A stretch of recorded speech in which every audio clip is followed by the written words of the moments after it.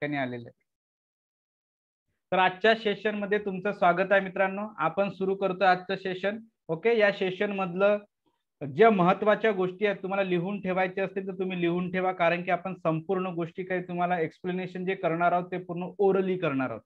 त्याच्यामुळे जर तुम्हाला काही महत्वाचं वाटतं तर त्या प्रत्येक गोष्टी स्वतःहून नोंद घ्या, लिहून ठेवा, कारण तुम्हाला जशाच्या तशा गोष्टी या ठिकाणी लिहिलेल्या मिळणार नाही, जेणेकरून तुम्ही स्क्रीनशॉट घ्या. ओके, तर सगळ्यात महत्वाचं की आपल्या परीक्षेची एंडिंग स्टेज आलेली आहे. तुम्हाला 15 दिवसा अगोदर काय करायचं होतं, एक सेशन घेतलं होतं. त्या 15 दिवसामध्ये कशा पद्धतीने 15 दिवसा अगोदर कशा पद्धतीने या ठिकाणी प्लॅनिंग करायची याबद्दल मी तुम्हाला सांगितलेलं होतं. ओके, आता तुमचे 15 दिवस हे संपलेले आहेत. आता तुमच्याकडे हार्डली 2 दिवस बाकी आहेत. आजची तारीख मित्रांनो तुमची आहे 8 तारीख आहे. ओके, 9-10 आणि त्याच्यानंतर तुमचा पेपर कधीला आहे मित्रांनो? तुमचा पेपर आहे या ठिकाणी 11 आणि 12ला तुमचा पेपर आहे. म्हणजे तुमच्याकडे दिवस संपलेले आहेत. हे तुमची एंडिंग स्टेज आहे. आता या स्टेजमध्ये काय करायचं आहे ते आपण या ठिकाणी बघणार आहोत. ओके, सगळ्यात प्रथम लक्षात ठेवायचं की एखादं युद्ध जर आपल्याला जिंकायचं असेल किंवा युद्ध जो कोणी जिंकत असते तर युद्ध हा कधीही मैदानामध्ये जिंकलं जात नाही. लक्षात घ्या मित्रांनो, युद्ध हा कधीही मैदानामध्ये जिंकलं जात नाही. परीक्षा ही कधीही सेंटरमध्ये किंवा त्या वेळेमध्ये जिंकली जात नाही किंवा पास केली जात नाही. तर युद्ध किंवा परीक्षा हे कधी जिंकली जाते? युद्ध किंवा परीक्षा ही ते युद्धाच्या रणांगणावर न जिंकता त्याच्या मागे जे काही चालतं त्याच्यावर जिंकलेलं असतं, किंवा त्याची जी प्लॅनिंग केली जातं त्यावर तुमचा युद्धाचा विजय डिपेंड असतो. तुमच्या डोक्यामध्ये असणारी प्लॅनिंग, तुम्ही प्री प्लॅनिंग काय केलेली आहे त्याच्यावर तुमचं युद्ध हे जिंकत असतं रणांगणामध्ये. सेम तसंच आपल्या परीक्षेचं देखील आहे. आतापर्यंत आपण वर्षभर काय केलं ते तुम्हाला परीक्षेच्या वेळेवर दाखवायचं आहे. परंतु या 2 तासामध्ये तुम्हाला काय काय करायचं आहे, कोणत्या गोष्टी लक्षात ठेवायचं आहे, हे झाली तुमची प्री प्लॅनिंग. परीक्षेत तुम्हाला अभ्यास करायचा आहे, वर्षभर केलं, कोरोना पिरियडमध्ये तुमच्याकडे भरपूर सारा वेळ मिळाला, ह्या सगळ्या गोष्टी तुम्ही केल्यात. ओके, परंतु आता तुमच्याकडे फक्त मोजके दिवस आहेत, बोटावर मोजण्या इतके, की यानंतर आता तुमच्याकडे दिवस नाहीत. आता तुम्हाला काय करायचं आहे, आता तुम्हाला खरं रणांगणामध्ये उतरायचं आहे. खरं तुम्हाला परीक्षा द्यायची आहे. तर या परीक्षेमध्ये तुम्हाला कशा पद्धतीने प्लॅनिंग करायची आहे जेणेकरून तुम्हाला तुमच्या परीक्षेमध्ये प्रॉपर यश मिळेल मित्रांनो. ओके, तर हे काय काय करायचं हे तुम्ही लिहून ठेवू शकता. आपल्याकडे एक नोटबुक आणि पेन असू द्या. ओके, तर आपण सुरुवात करणार आहोत आपल्या प्रोग्रामची. Okay, we are winning. सगळेजण या ठिकाणी विनर आहेत. सगळे जे कोणी उपस्थित आहे, जे कोणी उपस्थित नसतील, ज्यांनी कोणी अभ्यास केलेला आहे ते सगळेचे सगळे या ठिकाणी विनर आहेत. म्हणजे अभ्यास केलेला आहे, आता आपल्याला फक्त युद्ध जिंकायचं आहे, परीक्षा पास करायची आहे.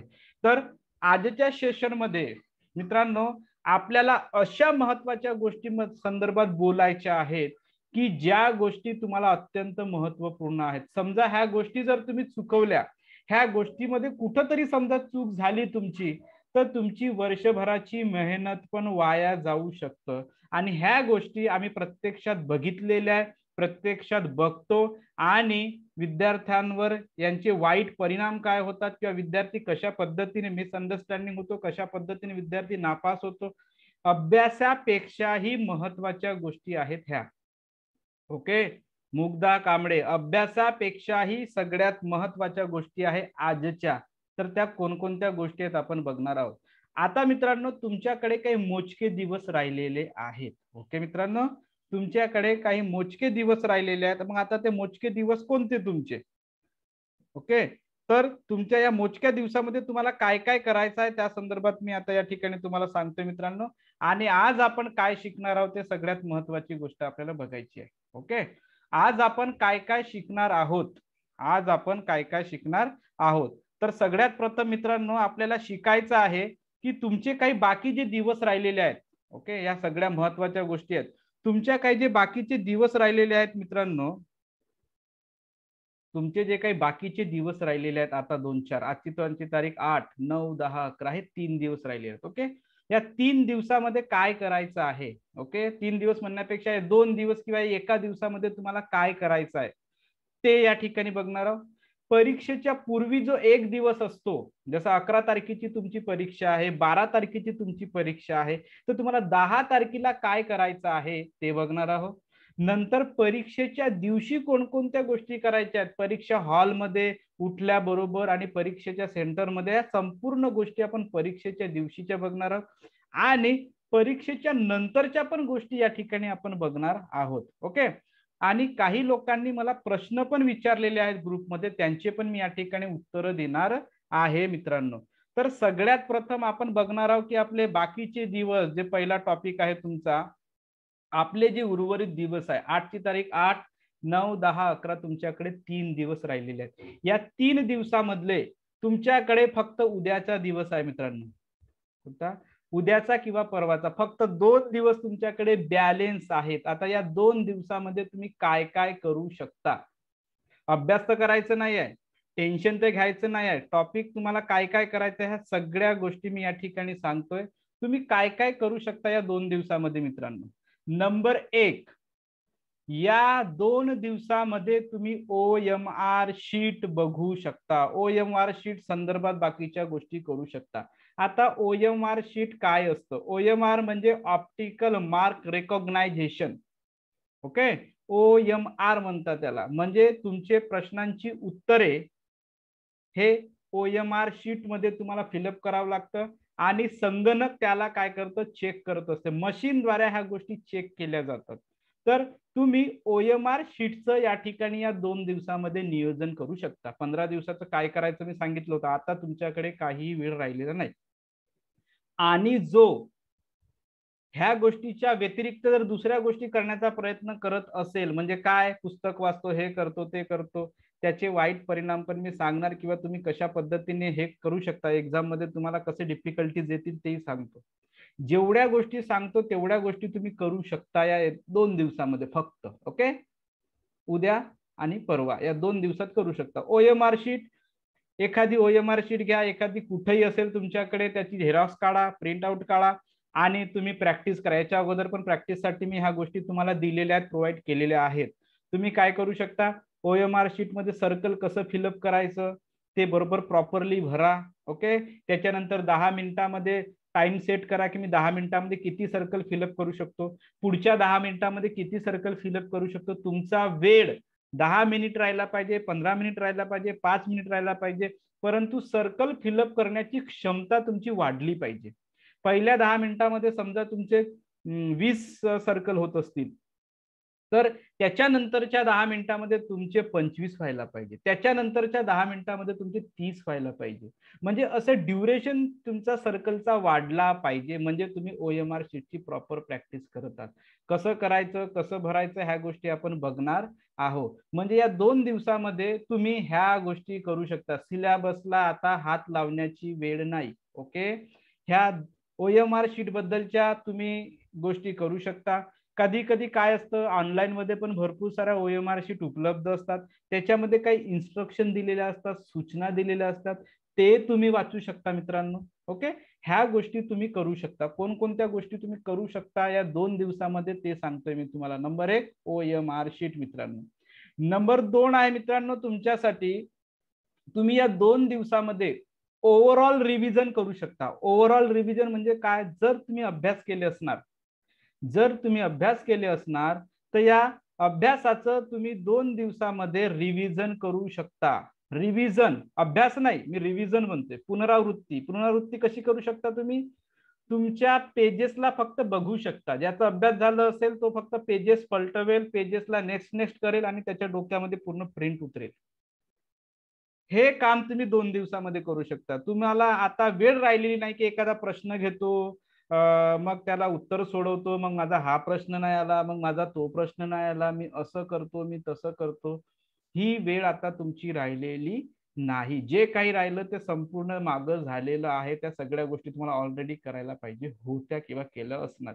आता तुम्ही काय करू शकता, एक रिव्हिजन करू शकता, पूर्ण रिव्हिजन या 1 ते 2 दिवसामध्ये. ओके, रिव्हिजन म्हणजे समजलं, नुसतं त्या पुस्तकीला बघणे, चेक करणे, ओके, आपल्या डोळ्यासमोरून त्यांना जाऊ देणे, हे काम मित्रांनो तुम्ही करू शकता या 2 दिवसामध्ये. ओके, त्याच्यानंतर मित्रांनो तिसरं काम तुम्ही करू शकता एखादं टॉपिक जर छोटस टॉपिक असेल तुमचा, LCM असेल, SCF असेल, ओके, एखादा छोटस टॉपिक असेल, तो तुम्ही कधी केलाच नाही किंवा तुम्हाला तो हार्ड वाटतं किंवा तो तुम्ही कधी तुमच्याकडे वेळच भेटला नाही तो करायला, तर एखादा असा छोटा टॉपिक तुम्ही करू शकता 1 ते 2 दिवसामध्ये. एखादं छोटस टॉपिक, पूर्ण पुस्तक नाही, एखादं छोटस टॉपिक तुम्ही या ठिकाणी क्लिअर करू शकता या 2 दिवसामध्ये. ओके, 2 दिवस म्हणा किंवा 1 दिवस, तुमच्याकडे वेळ राहिलेला नाही. नेक्स्ट आहे मित्रांनो, तुम्ही या 2 दिवसामध्ये काही इन्स्ट्रक्शन वाचू शकता. नंबर 1, तुमच्या OMR शीट मध्ये ऑनलाईन भरपूर साऱ्या OMR शीट असतात, गव्हर्नमेंटच्या पण असतात, परीक्षेच्या पण असतात. त्या परीक्षेचे OMR शीट डाउनलोड करा, त्याच्या खाली काही इन्स्ट्रक्शन दिलेले असतात, ते चेक करू शकता, ते वाचू शकता. किंवा तुमचं हॉल तिकीट तुम्ही डाउनलोड केलं असणार, बरोबर आहे, तुम्ही तुमचं हॉल तिकीट पण डाउनलोड केलेलं असणार, ऍडमिट कार्ड. त्याच्यावरच्या प्रत्येक इन्स्ट्रक्शन एकदम केअरफुली वाचा आणि त्याला फॉलोअप करा. असं नाही का त्या बिना फालतूच्या बिना कामाच्या तुम्हाला दिलेल्या आहेत, त्या अत्यंत महत्वाच्या आहेत म्हणून दिलेल्या आहेत. तर तुम्ही या 2 दिवसामध्ये, या एका दिवसामध्ये तुम्ही ते इन्स्ट्रक्शन वाचू शकता, प्रत्येक सूचना वाचू शकता. कारण तुम्हाला युद्धामध्ये आता उतरायचं आहे 11 तारखेला आणि त्या युद्धाची प्लॅनिंग तुम्हाला माहित असायला पाहिजे की तुम्ही युद्ध कसे जिंकणार आहात, त्या युद्धामध्ये काय येणार आहे, तुम्हाला कोणते शस्त्र न्यायचे आहेत, कोणते टेक्निक यूज करायचे आहे तुम्हाला. ओके, तुम्ही कुठं चुकू शकता, कोणत्या गोष्टी तुमच्या हातून होता कामा नये. ओके, म्हणजे तुम्ही परीक्षा नापास होणार नाही. ह्या गोष्टीसाठी तुम्हाला इन्स्ट्रक्शन दिलेल्या असतील, तर इन्स्ट्रक्शन वाचा, OMR शीटचे वाचा, ऍडमिट कार्डचे वाचा. ओके, किंवा तुम्हाला ऑनलाईन मध्ये एखादं पेपर मिळतं, त्या पेपरचे इन्स्ट्रक्शन असतात, ते वाचा. कधी कधी तुमच्या पुस्तकांमध्ये पण भरपूर साऱ्या इन्स्ट्रक्शन दिले असतात, तुमच्या पुस्तकांमध्ये पण सूचना दिल्या असतात, त्या सूचना वाचा मित्रांनो. तर तुम्ही या 2 दिवसामध्ये हे छोटे छोटे कामं करू शकता. ओके, या 2 दिवसामध्ये तुमच्याकडे हे छोटे कामं मित्रांनो तुम्ही करू शकता. ओके, चला, तर या 2 दिवसामध्ये तुम्ही ह्या गोष्टी करू शकता. 2 दिवस म्हणा किंवा 1 दिवस म्हणा, तुमच्याकडे आता पुस्तक वाचण्याची, पुस्तकीतील प्रश्न सोडवण्याची, एखादा प्रश्न सोडवण्याची वेळ राहिलेली नाही. आणि समजा जो सोडवण्याचा प्रयत्न करत असेल त्याचा काय इफेक्ट होईल हे पण सगळं मी सांगतो. ओके, काय होऊ शकतं की जर तुम्ही या 2 दिवसामध्ये एखादा प्रश्न सोडवतात, एखादी प्रश्नपत्रिका सोडवतात, एखादा उदाहरण आला नसेल, एखादा भाग आला नसेल, एखादा टॉपिक आला नसेल, एखादा प्रश्न तुम्हाला कन्फ्यूज करत आहे, तो येतच नाहीये, मग अशा वेळी तुमचं कॉन्फिडन्स लेवल कमी होईल. तुमचं कॉन्फिडन्स लेवल कमी होईल की मला हा प्रश्न येत नाही आहे, मला हा टॉपिक समजला नाही, मला या पेपरमध्ये मला कमी मार्क्स मिळाले. ह्या गोष्टी तुमच्या हातून घडतील, कारण की असा कोणताही व्यक्ती नाही की जो प्रत्येक गोष्टीमध्ये ऑल प्रिपेअर्ड असेल, परफेक्ट असेल. ओके, कधी ना कधी कुठं ना कुठं उदाहरण चुकतील, कुठं ना कुठं काहीतरी तुम्हाला मेंटल ॲबिलिटी मध्ये कमी राहील, मॅथ मध्ये कमी राहील, कुठं जास्त राहील, कुठं पूर्णपैकी पूर्ण राहील. पण जो आलं नाही त्याच्यासाठी पॅनिक व्हायचं नाही, डोक्यावर टेन्शन घ्यायचं नाही. हा टेन्शन तुम्हाला 3 दिवसात मध्ये तो घातक परिणाम करू शकतो. ओके, म्हणून शांत राहा. ज्या गोष्टी परीक्षेच्या त्या गोष्टी तुम्ही करू शकता आज किंवा उद्या, त्याच्यानंतरच्या बाकीच्या गोष्टी काय करायच्या ह्या सगळ्या गोष्टी मी तुम्हाला सांगतो मित्रांनो. ओके, आता मित्रांनो सगळ्यात महत्वाचं तुम्हाला बघायचं आहे, OMR शीट बद्दल मी थोडंसं सांगतोय तुम्हाला. ओके, आता या OMR शीट हे प्रत्येकच वेळी सारख्याच पद्धतीची येणार असं नाही, किंवा ही पण OMR शीट जे तुम्हाला दाखवली, ओके, ही पण OMR शीट जे तुम्हाला दाखवली मित्रांनो, ही पण काही OMR शीट जे तुम्हाला दिसतंय, ही काही गव्हर्नमेंटची नाही आहे. ओके, किंवा गव्हर्नमेंट अशाच पद्धतीने देईल हे पण आपण सांगू शकत नाही. वेगवेगळ्या पद्धतीने OMR शीट येऊ शकतं. फक्त त्या OMR शीटच्या कोणकोणत्या गोष्टी तुम्हाला लक्षात ठेवायच्या आहेत ते मी या ठिकाणी सांगतोय. ओके, काय काय लक्षात ठेवायचं आणि कशा पद्धतीने ह्या गोष्टी तुम्हाला करायच्या आहेत. मला सांगा, तुम्हाला स्क्रीन दिसतंय का? OMR शीट दिसतंय काय? ओके, चला, तर आपण या OMR शीट बद्दल बोलणार आहोत थोडंसं, की OMR शीट काय असते, कसं असते, ह्या सगळ्या गोष्टी आपण मित्रांनो बघणार आहोत. ओके, नंबर 1, अशा पद्धतीने तुम्हाला OMR शीट राहील. ओके, तुमची आन्सर शीट वेगळी, म्हणजेच OMR शीट वेगळी, तुमचं क्वेश्चन पेपर वेगळं राहणार आहे. ओके, तुम्हाला काय करायचं आहे, क्वेश्चन वाचायचं आहे आणि क्वेश्चन वाचून त्याच्या नंतरच्या गोष्टी तुम्हाला फिलअप करायच्या आहेत. ओके, आता सगळ्यात महत्वाचं OMR शीट म्हणा किंवा क्वेश्चन पेपर तुमच्या हातामध्ये आल्यानंतर सगळ्यात प्रथम तुम्हाला काहीही करणे नाही. तुमच्या सोयीसाठी त्या ठिकाणी इन्व्हिजिलेटर म्हणजेच त्याला पर्यवेक्षक असतात, त्यांच्याकडनं पहिल्यांदा संपूर्ण सूचना ऐकून घ्यायच्या. ओके, ते जसं जसं म्हणतील तसं तसं या ठिकाणी करायचं आहे. आपल्या मताने जास्तीचं शहाणपणा किंवा आपली जास्तीची हुशारी या ठिकाणी दाखवायची नाही की मी एवढा हुशार आहे, मला कळते, मला वाचता येते. तुमची छोटीशी एक चूक तुम्हाला डिस्क्वालिफाय करू शकतं. ओके, तुमचा पेपर एका छोट्याशा चुकीमुळे कॅन्सल होऊ शकतं. म्हणून जसे जसे सूचना तुम्हाला तिथे येणारा इन्व्हिजिलेटर असेल, पर्यवेक्षक असेल, ते देतील त्या त्या पद्धतीने तुम्हाला करायचं आहे. आता एक ओव्हरलुकिंग आपण करून घेऊ की काय काय राहतं. हीच आन्सर शीट किंवा हीच तुमची OMR शीट नाही मित्रांनो, बदलू पण शकतं, चेंज पण राहू शकतं. ओके, पण मी काही काही गोष्टी तुम्हाला सांगतो की कोणकोणत्या गोष्टी याच पद्धतीने कमी जास्त राहतील. ओके, तुम्हाला रोल नंबर राहील, तो रोल नंबर या ठिकाणी लिहायचा आहे, ते सूचना वाचून घ्यायचं. ओके, रोल नंबर तुम्हाला लिहायचा, या बॉक्सेस मध्ये जे काही समथिंग जो काही तुमचा रोल नंबर असेल तो रोल नंबर तुम्ही या ठिकाणी लिहू शकता मित्रांनो. ओके, त्याच्यानंतर तुमचं नाव विचारतं तर तुमचं नाव या ठिकाणी येईल. ओके, जसं प्रदीप आत्रा माझं नाव आहे, मी लिहिलं. ओके, पिताचं नाव म्हणतं, कॅपिटल लेटर म्हणतं. त्या सूचना वाचल्यानुसार जसं जसं म्हणतं तसं तसं करायचं आणि शक्यतो तुमचे इन्व्हिजिलेटर सांगतील त्याच पद्धतीने करायचं, आपल्या मताने काही लिहायचं नाही. वडिलांचं नाव म्हणतं. ओके, मग या ठिकाणी वडिलांचं नाव लिहायचं. ओके, झालं. अशा पद्धतीने तुम्हाला करायचं. आता सूचना काय काय आहेत त्या समजून घ्या. सूचना काय काय आहेत. नंबर 1 काय म्हणतं, केवल नीले या काले बॉल पेन से ही सही गोल को गहरे निशान से भरिये. ओके, म्हणजे तुम्हाला फक्त काळा किंवा निळाच पेन वापरायचा आहे. सगळ्यात महत्वाची सूचना मित्रांनो, तुम्हाला फक्त काळा आणि निळाच पेन वापरायचा आहे. ओके, तोही कोणता, बॉल पेन वापरायचा आहे. Ball pen. आता बॉल पेन म्हणजे काय होतं, बॉल पेन म्हणजे मित्रांनो ज्या पेनामध्ये जे तुमची नीप असते की नाही, त्या नीप मध्ये तुम्हाला छोटस बॉल असते लोखंडी, त्याला म्हणतात बॉल पेन. याच्या ठिकाणी तुम्हाला जेल पेन वापरायचं नाही. ओके, याच्या ठिकाणी तुम्हाला जेल पेन वापरायचं नाही. का बरं जेल पेन वापरायचं नाही, कारण जेल पेनने जी जी शाई असते, इंक जी असते ते स्प्रेड होते, पसरतं, आणि ती स्प्रेड झाली की तुमची OMR शीट खराब होतं. त्याच्यामुळे काळा किंवा निळा पेन घ्या, लाल पेन अलाव नाही, रेड पेन तुम्हाला अलाव नाही. त्याच्यामुळे निळा किंवा काळा पेन घ्या, त्या हिशोबाने तुम्ही काय करा, भरू शकता. ओके, त्याच्यानंतर भरपूर साऱ्या सूचना द्यायच्या, आता खूप डिटेल मध्ये जात नाही याच्यामध्ये मी. ओके, त्याच्यानंतर नंबर 2 तुम्हाला काय म्हणते, please dark the complete circle, पूर्ण सर्कल तुम्हाला फिलअप करायचं आहे. ओके, आता कोणकोणत्या पद्धतीचे सर्कल तुमचे चुकीचे राहू शकतात ते या ठिकाणी दिलेले आहे. समजा तुम्ही एकाच वेळी, जसे हे 4 सर्कल तुम्हाला दिलेले आहेत, समजा या एकाच वेळी तुम्ही 2 सर्कल समजा फिलअप केले, म्हणजे यालाही भरलं.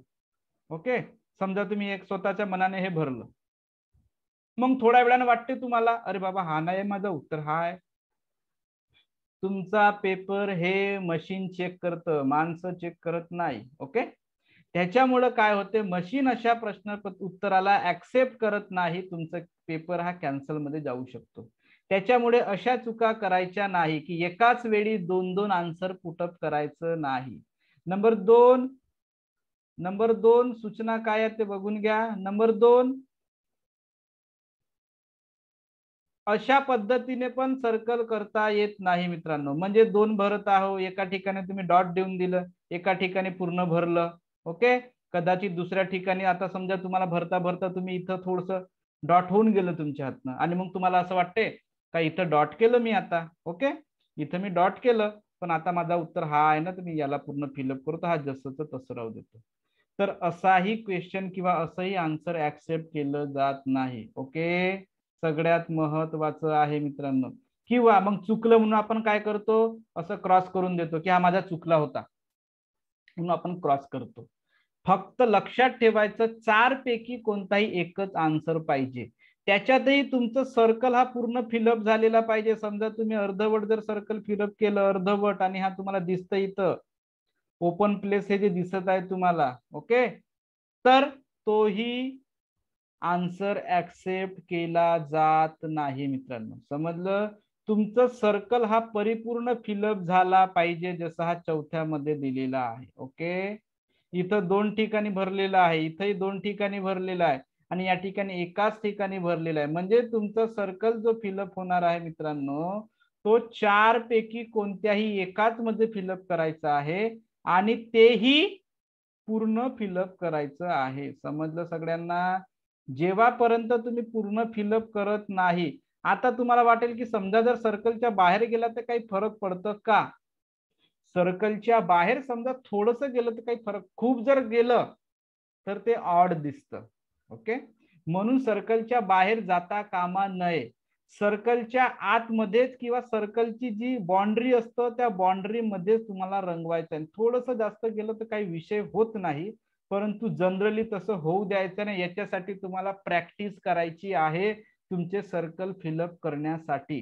हे तुम्हाला प्रॅक्टिस झाल्याशिवायच करता येईल. ओके, त्याच्यानंतर काय म्हणतं, no change in the answer once marking is allotted. एकदा तुम्ही मार्क केलं की त्याला चेंज करता येत नाही म्हणतं.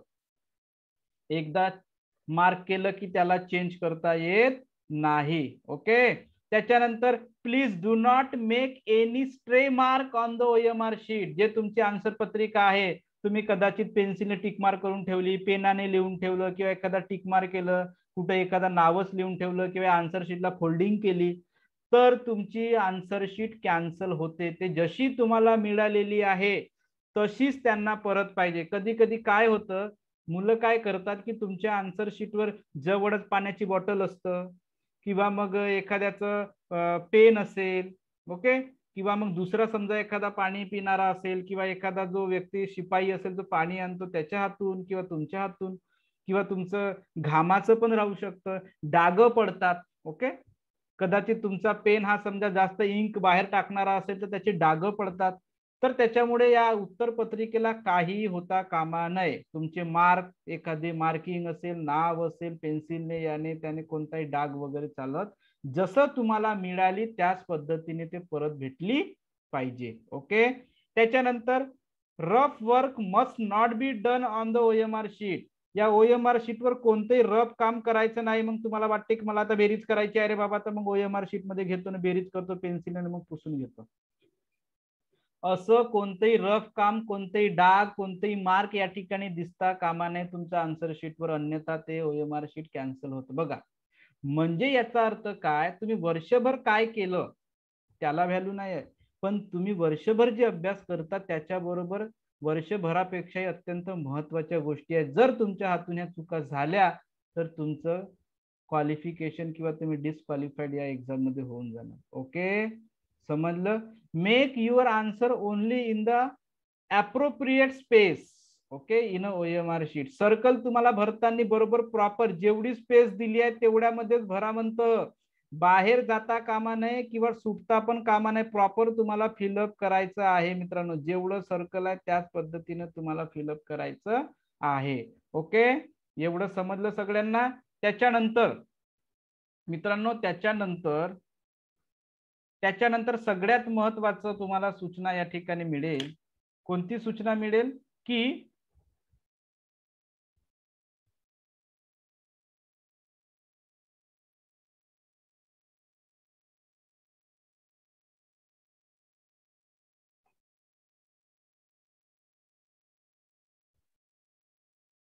हा मित्रांनो, तुमच्याकडे मी सांगतो एक महत्वाची सूचना.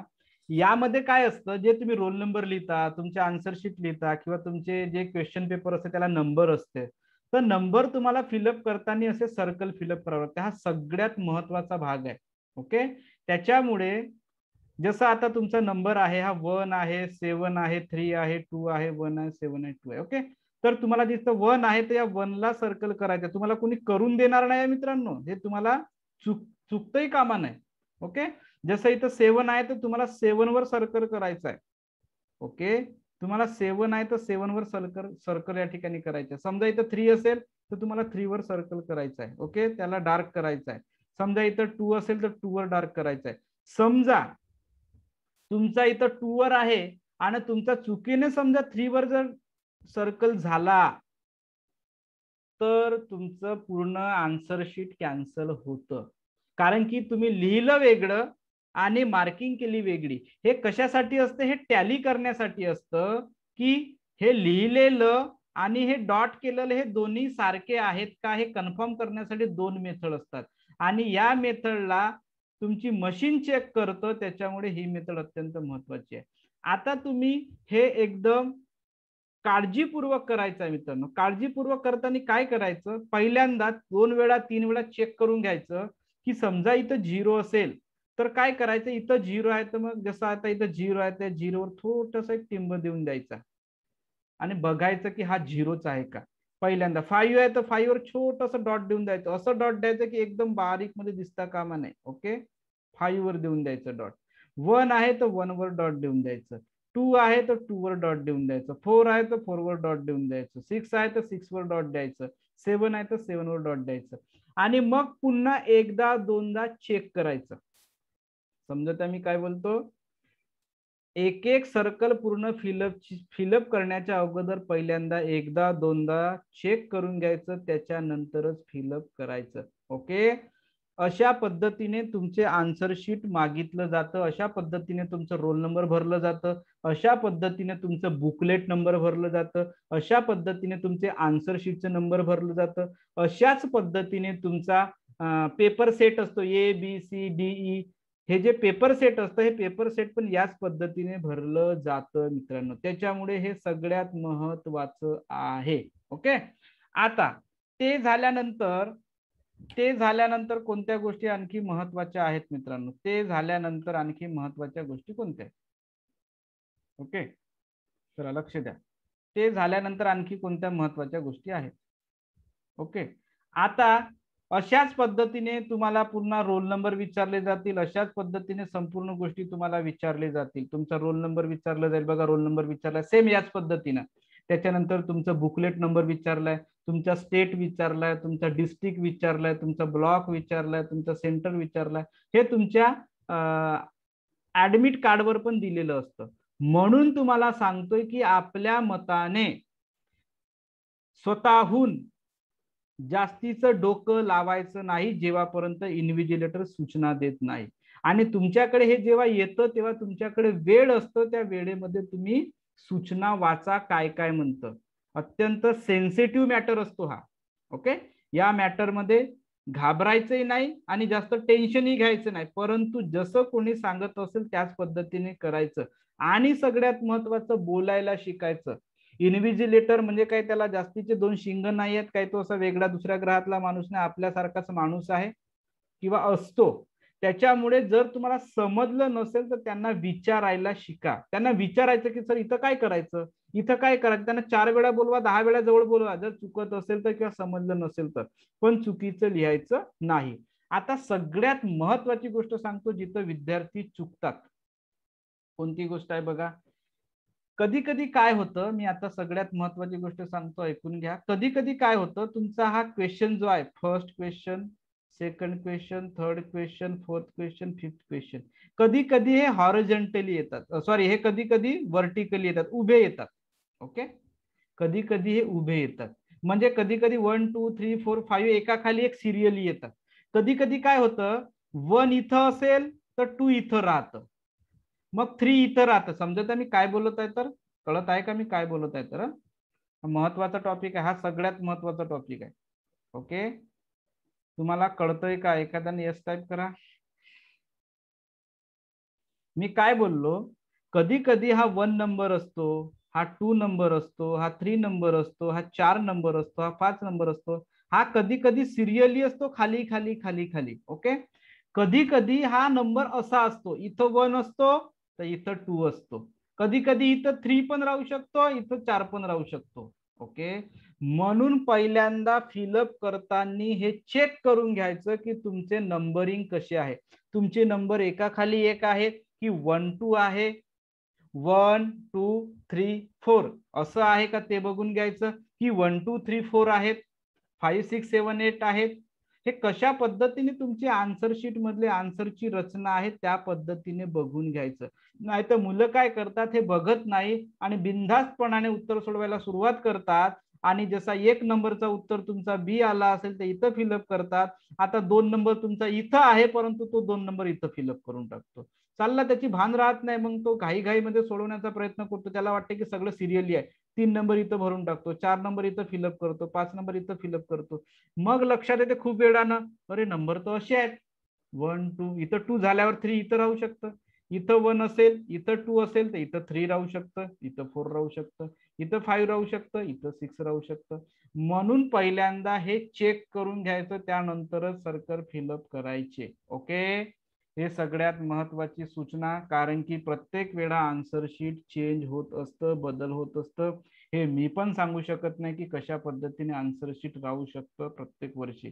आता कोरोना असल्यामुळे कदाचित इझी पण राहू शकतं, कशा पद्धतीने आन्सर शीट बनवलेली आहे तर. ओके, त्याच्यानंतर मित्रांनो, त्याच्यानंतर अतिशय महत्वाचा भाग हे आपण इथं बघितलेला आहे. ओके, त्यानंतरची गोष्ट अशी की तुमचा कोड राहतं, ABCD सगळ्या पेपरना कोड राहतं. ओके, म्हणजे प्रश्न तेच राहतात, प्रश्न तेच राहतात, परंतु विद्यार्थ्यांनी एकमेकांचे बघू नये, विद्यार्थ्यांनी एकमेकांना विचारू नये, कॉपी कमी व्हावी किंवा कॉपीचं प्रमाण चालावं नाही, चिटिंगचं प्रमाण नाही चालावं, त्याच्यासाठी हे असते ABCD.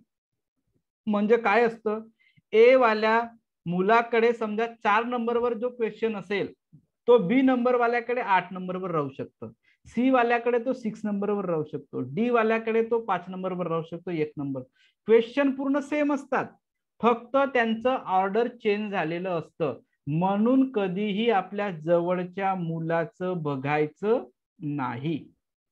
ओके, समजता मी काय बोलतो, आपल्या जवळच्या मुलाचं कधीही बघायचं नाही की याचं उत्तर हे आहे तर मग मी लिहितो याचं उत्तर ते आहे तर ते आहे.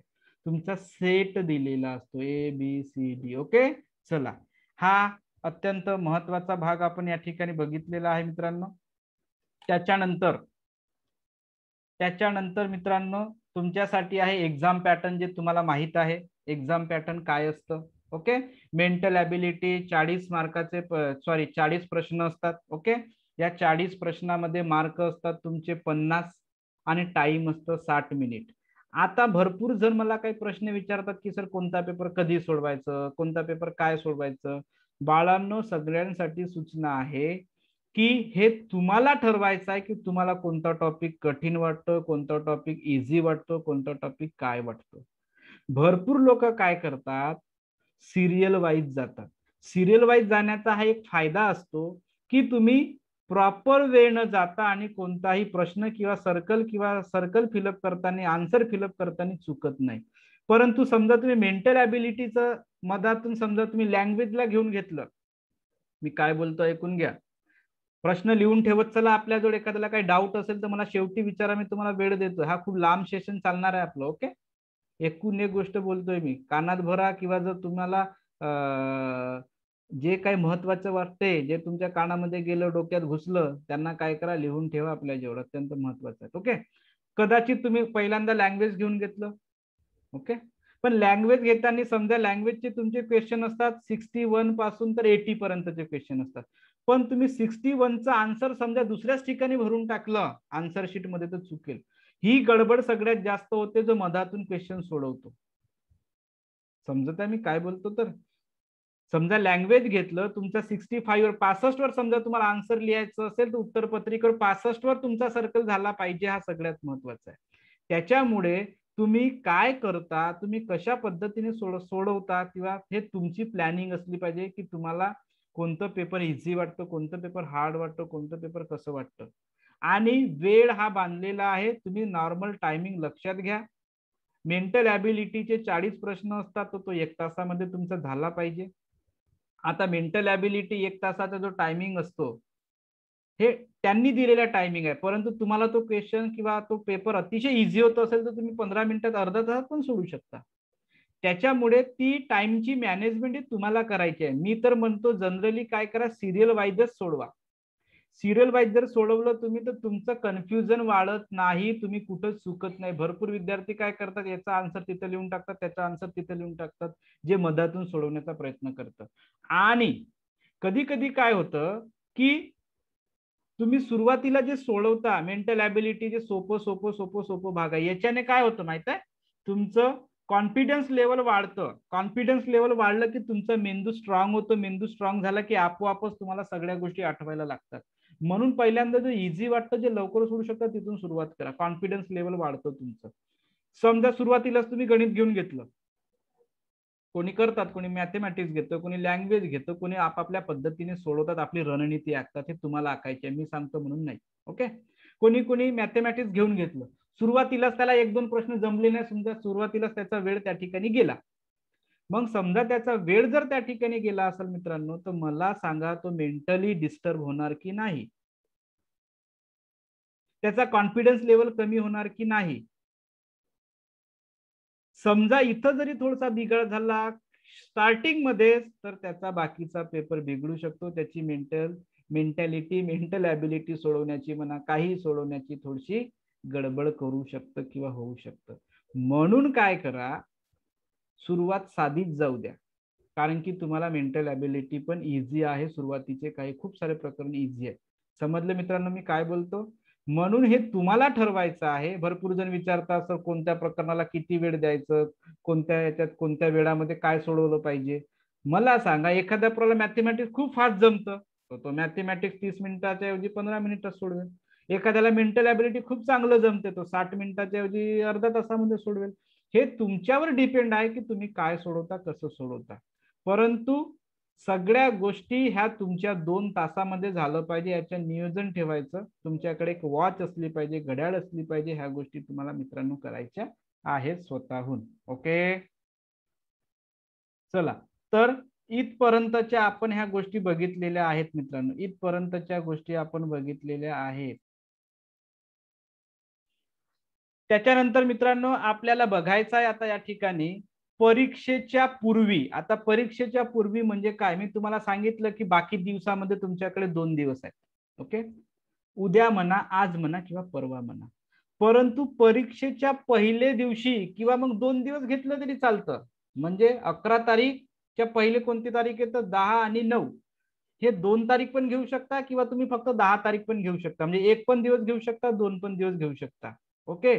तर या वेळेला तुम्हाला कोणतंच काम करायचं नाही मित्रांनो. कोणताही प्रश्न वाचायचा नाही ह्या 2 दिवसामध्ये. कोणतंही 2 दिवस ठरवू शकता का 1 दिवस ठरवू शकता. ओके, माझ्या मते 2 दिवस सफिशियंट आहेत. ओके, तुमच्याकडे भरपूर कामं आहेत, असं नको समजा की पेपरच्या व्यतिरिक्त कामच नाहीत. मी सांगतो इथं काय काय कामं करू शकता तुम्ही. सुरुवातीला सांगितलं 2 दिवसात कोणते कामं करू शकता, ते 2 दिवसात करू शकता, एका दिवसात करू शकता. पण परीक्षेच्या पूर्वी 11ला पेपर आहे, तर तुमच्याकडे 10 तारीख म्हणा किंवा 9 तारीख म्हणा, 2 दिवस घ्या किंवा 1 दिवस घ्या. जो अतिशय स्ट्रॉंग विद्यार्थी आहे त्याने 1 दिवस घेतलं तर चालेल. किंवा मग त्याच ज्याचा खूप जास्त अभ्यास झालेला आहे, 2दा 4दा 5दा प्रिपरेशन झाले, त्यांनी 2 दिवस घ्या. ओके. आणि ज्याचं भरपूर सारं काम बाकी आहे किंवा मला हे नाही आलं, मला ते नाही आलं, त्यांनी 1 दिवस घेतलं तरी चालतं. तर अशा 1 किंवा 2 दिवसापूर्वी तुम्हाला काय करायचं आहे मित्रांनो समजून घ्या. नंबर 1, तुम्हाला काय करायचं आहे, नो एनी वर्क, कोणतंही काम करायचं नाही.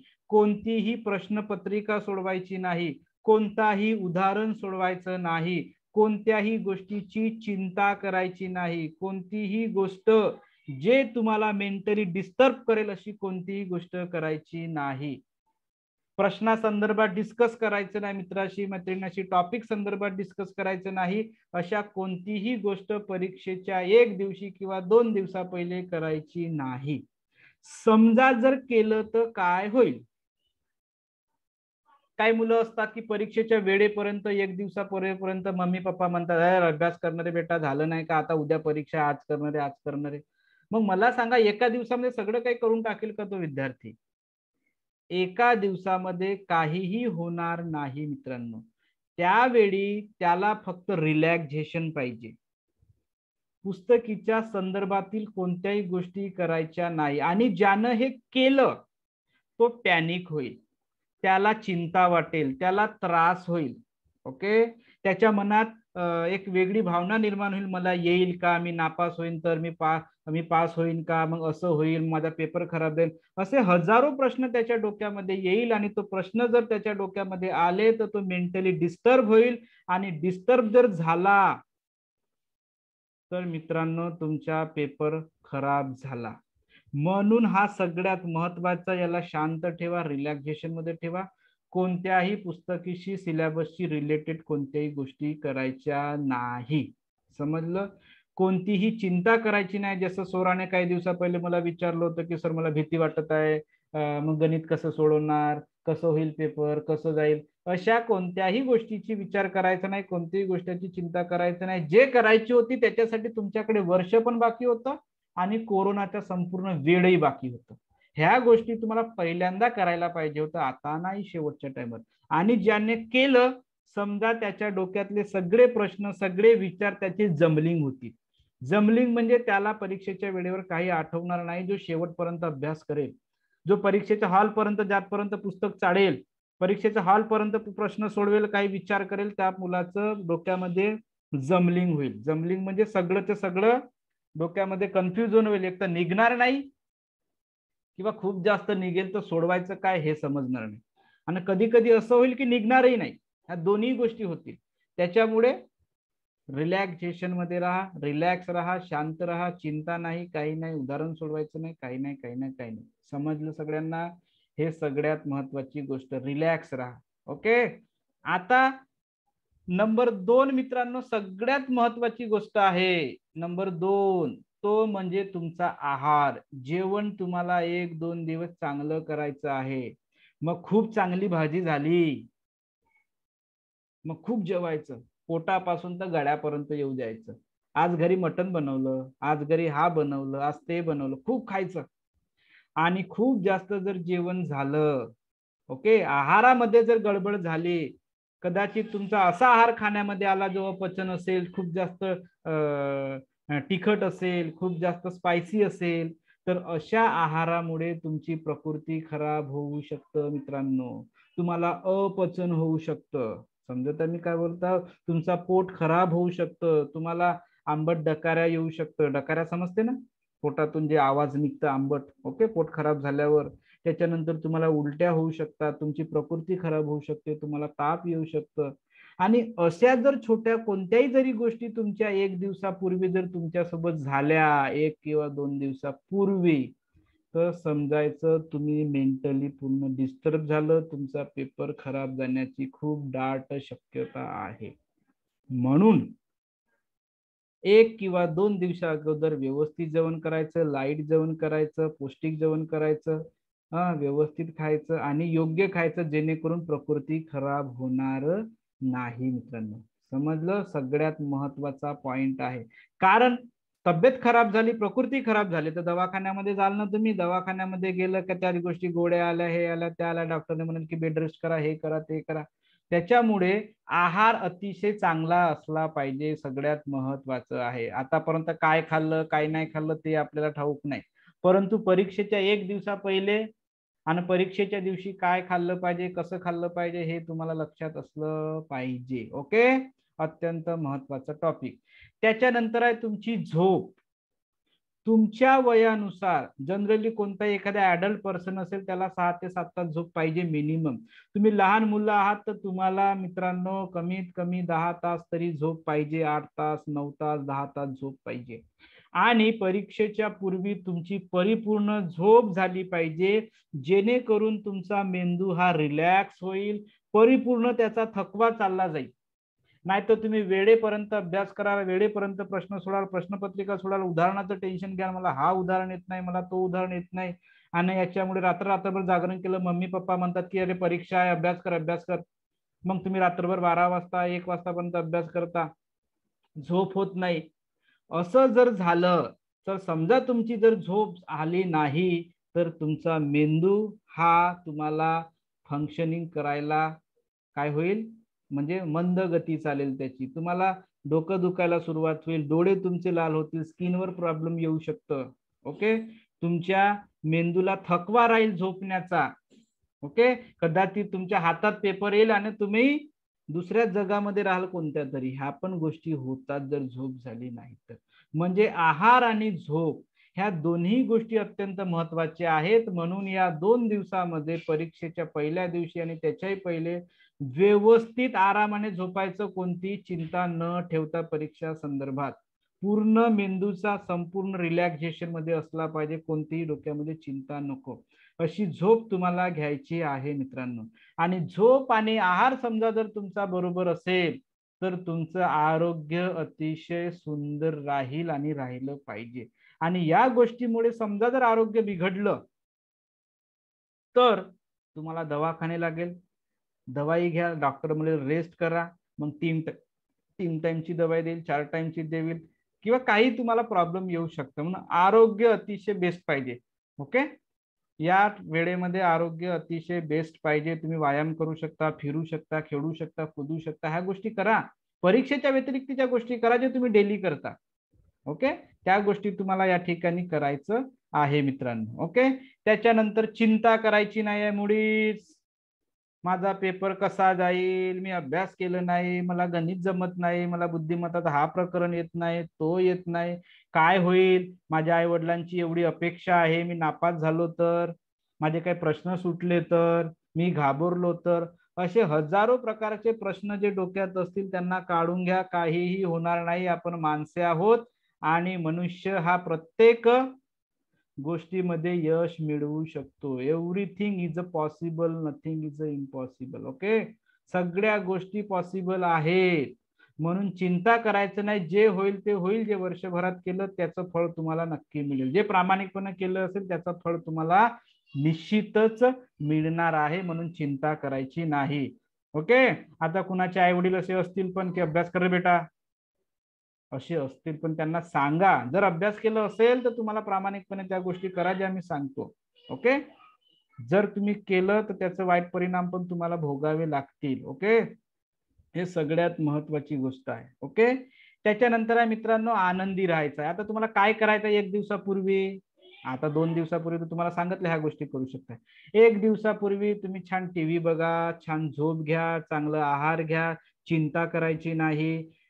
तुम्ही बोलू शकता, आई वडिलांशी बोला, मित्रमैत्रिणीशी बोला, घरच्या लोकांशी बोला, पण कोणत्या गोष्टीवर, पुस्तकाच्या अभ्यास संदर्भात, परीक्षा संदर्भात निगेटिव्ह गोष्टीचा विचार करायचा नाही. ओके, फ्री राहा एकदम, खेळा कुदा, टीव्ही बघा, जनरल राहा ऍज अ जनरल एक दिवस परीक्षेच्या पहिल्या दिवशी. समजलं सगळ्यांना मित्रांनो? हे सगळ्यात महत्वाच्या गोष्टी आहे. याचा फरक तुमच्या मेंटॅलिटीवर पडतो आणि मेंटॅलिटी जर बरोबर असेल तर पेपर बरोबर जाईल. ह्या गोष्टीमध्ये जर फॉल्ट आला, ह्या गोष्टी जर खराब झाल्या तर तुमचा हा खराब होईल, हा खराब झाला तर पेपर खराब झालं समजायचं. ओके, आणि तुम्ही जे की अतिशय जवळ पोहोचलेल्या गोष्टी आहेत त्यापासून तुम्ही थोड्याशा वेळ दूर आहात, तर ते जो प्रसंग तुम्हाला भेटणार आहे त्यापासून कदाचित तुम्ही नेहमीसाठी पण दूर जाऊ शकता. म्हणून ह्या गोष्टी सगळ्यात महत्वाच्या आहेत. ओके, आता सगळ्यात महत्वाचं एक अत्यंत महत्वाचं टॉपिक तुम्हाला सांगतोय. तो टॉपिक म्हणजे सगळ्यात महत्वाचा टॉपिक मित्रांनो, तुम्हाला सगळ्यात महत्वाचा परीक्षेच्या एक दिवशी तुम्हाला नियोजन करायचं आहे. आता कशा कशाचं नियोजन करायचं आहे समजून घ्या. नंबर 1, खूप साऱ्या गोष्टी आहेत अत्यंत महत्वाच्या आहेत. नंबर 1, तुमची बॅग, तुमचा दप्तर, बरोबर आहे. ज्या बॅग मध्ये तुमच्या संपूर्ण गोष्टी असल्या पाहिजेत.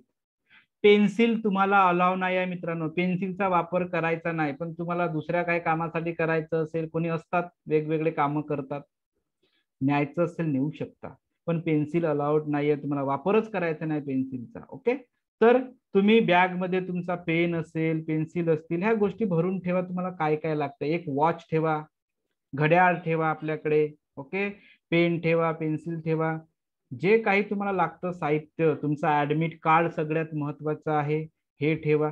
आता भरपूर पोरांना मी बघतोय की काय करतात, जो पेन असतो की नाही, बॉल पेन घेतात.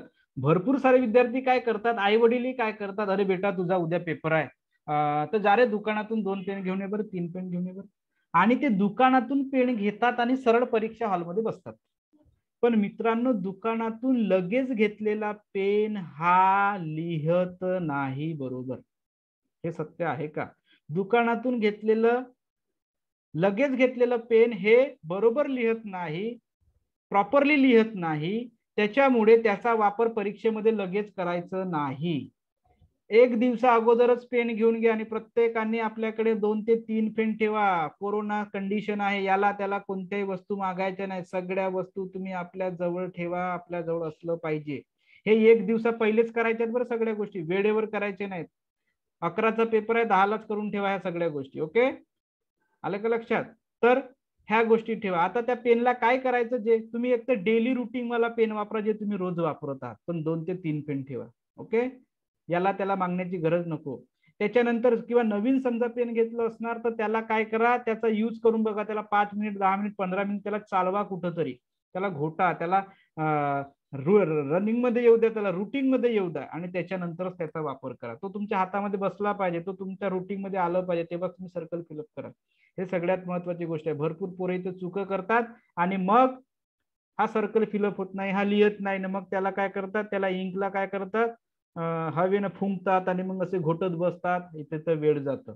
तर ही सगळ्यात महत्वाची गोष्ट आहे. पेन तुमचा रुटीन मधला असला पाहिजे, पेन तुमचा डेली यूज मधला असला पाहिजे, किंवा नवीन घेतलं असेल तर त्याला चालवायला शिकायचं. ओके, त्याच्यानंतर त्याच्यानंतर आपल्याकडे एखादा कागद घेऊन जायचा आहे, जर तुम्हाला शक्य असेल तर. आता मी काय बोलतो समजून घ्या. एखादा कागद घेऊन जायचं आपल्यासोबत, म्हणजे त्याला काय म्हणू आपण, एखादा पेज लिहिलेलं नाही, कोरं. ओके, जर तुम्हाला इन्व्हिजिलेटरने सूचना दिली की बाहेर काढा, तुम्हाला कागदाची काही गरज नसते, पण मी तुम्हाला टेक्निक सांगतो. इन्व्हिजिलेटरने म्हटलं की बेटा कागदाची गरज नाही, तू बाहेर काढून टाक, फेकून देतो, फेकून द्यायचं. परंतु त्यांनी जर काही म्हटलं नाही तर त्यांना सांगायचं की सर माझ्या कामाचा आहे. ओके, इथं लिहिलं काही नाही, पण हा माझ्या कामाचा आहे. याचं काम कुठं करू शकता तुम्ही, तुमचे बुद्धिमत्ताचे जे काही शेवटचे जे टॉपिक आहे, ज्याच्यामध्ये तुम्ही फोल्डिंग करणे किंवा कटआउट करणे, एखादा मिक्स भाग करणे, त्याच्यामध्ये तुम्ही त्याचा वापर करू शकता. तिथे लिहायचं नाही. एखादी तुमच्याकडे कैची वगैरे असली छोटीशी, ते पण तुम्ही ठेवू शकता. ओके, तुम्हाला रफ म्हणून कागद नेण्याची गरज नाही. तुमच्याकडे ऑलरेडी रफ कागद असतो. त्या प्रश्नपत्रिकेमध्ये तुम्हाला शेवटचा एक कागद दिलेला असतो, सगळ्यात शेवट, पेज नंबर 16. पेज नंबर 16 हा तुमच्यासाठी ठरलेला असतो, ज्याच्यामध्ये रफ काम करायचं असतं. म्हणून रफ साठी कागद न्यायची गरज नाही, पण आपल्याजवळ ठेवा, म्हणजे तुम्हाला कामात येईल. ओके, आणि समजा कोणी रागवलं तर काढून टाकायचं बाहेर, पण तुम्ही नेऊ शकता. ओके, त्याच्यानंतर आपल्याकडे एखादी घड्याळ असू द्या. ओके, त्याच्यानंतर सगळ्यात महत्वाचं टिफिन. टिफिन मध्ये काय न्यायचं हे पहिल्यांदाच ठरवा, नाही तर वेळेवर हे आणा, ते आणा, हे करा, ते करा, पहिल्यांदा सगळ्या गोष्टी करा. आणि मित्रांनो, आपल्याकडे 1-2 चॉकलेट असू द्या.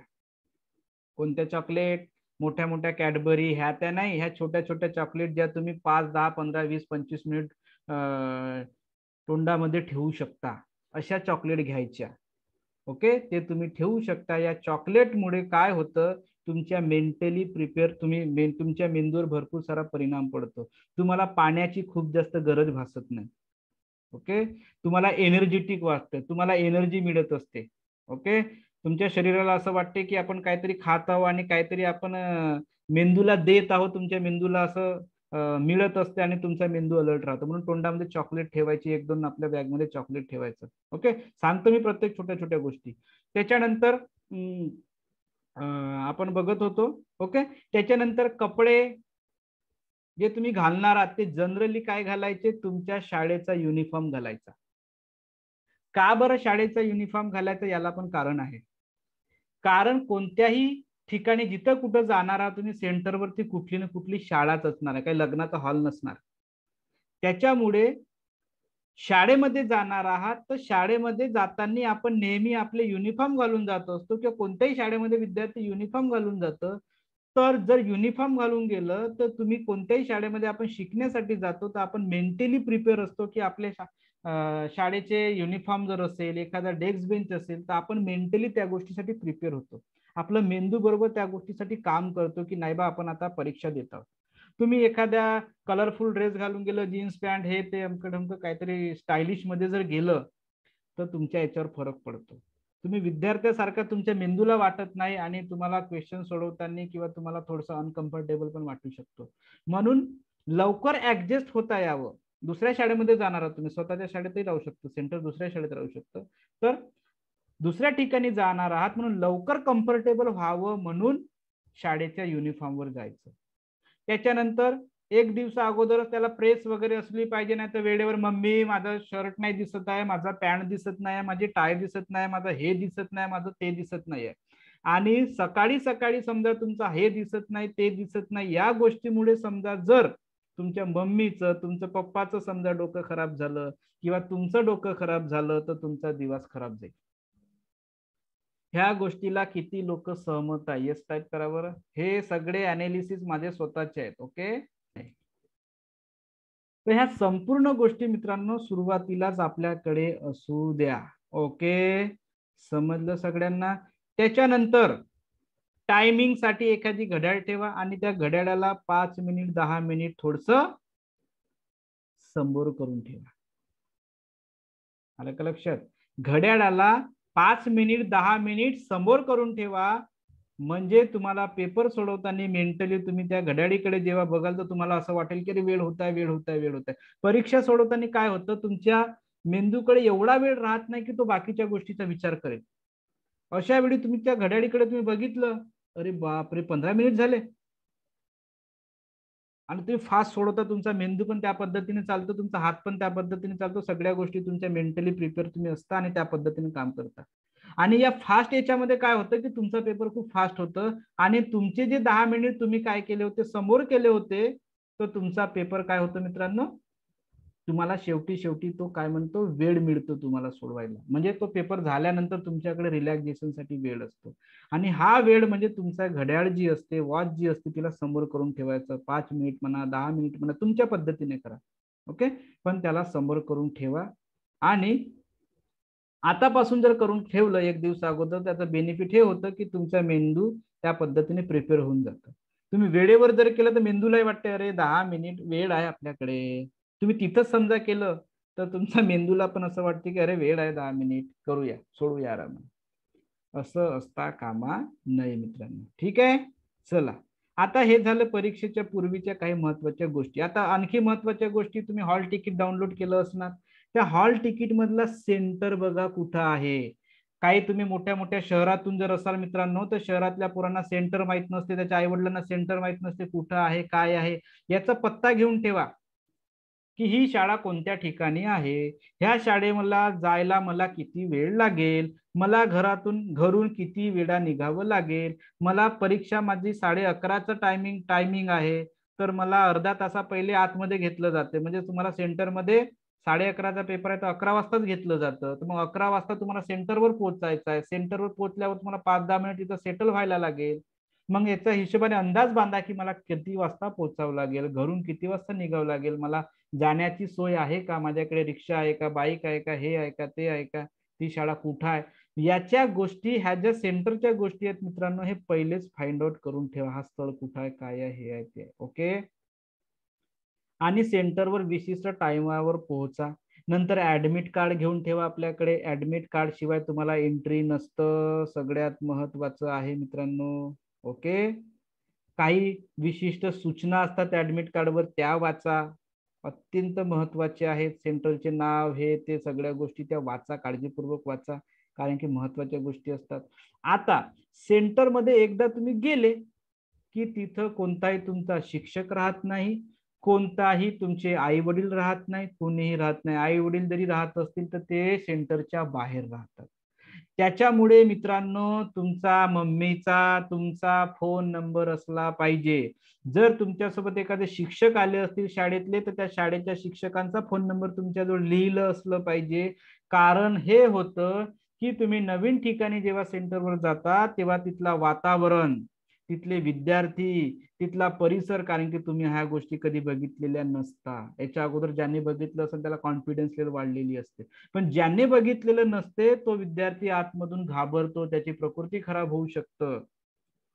त्याच्यामुळे काय सांगतोय, जर वेळेवर जर काही झालं तर लगेच तुम्हाला योग्य ते ट्रीटमेंट भेटली पाहिजे, योग्य ते गोष्टी मिळाल्या पाहिजे. म्हणून घरचा फोन नंबर, शिक्षकांचा फोन नंबर तुमच्या एखाद्या कागदावर लिहिलेलं असलं पाहिजे मित्रांनो.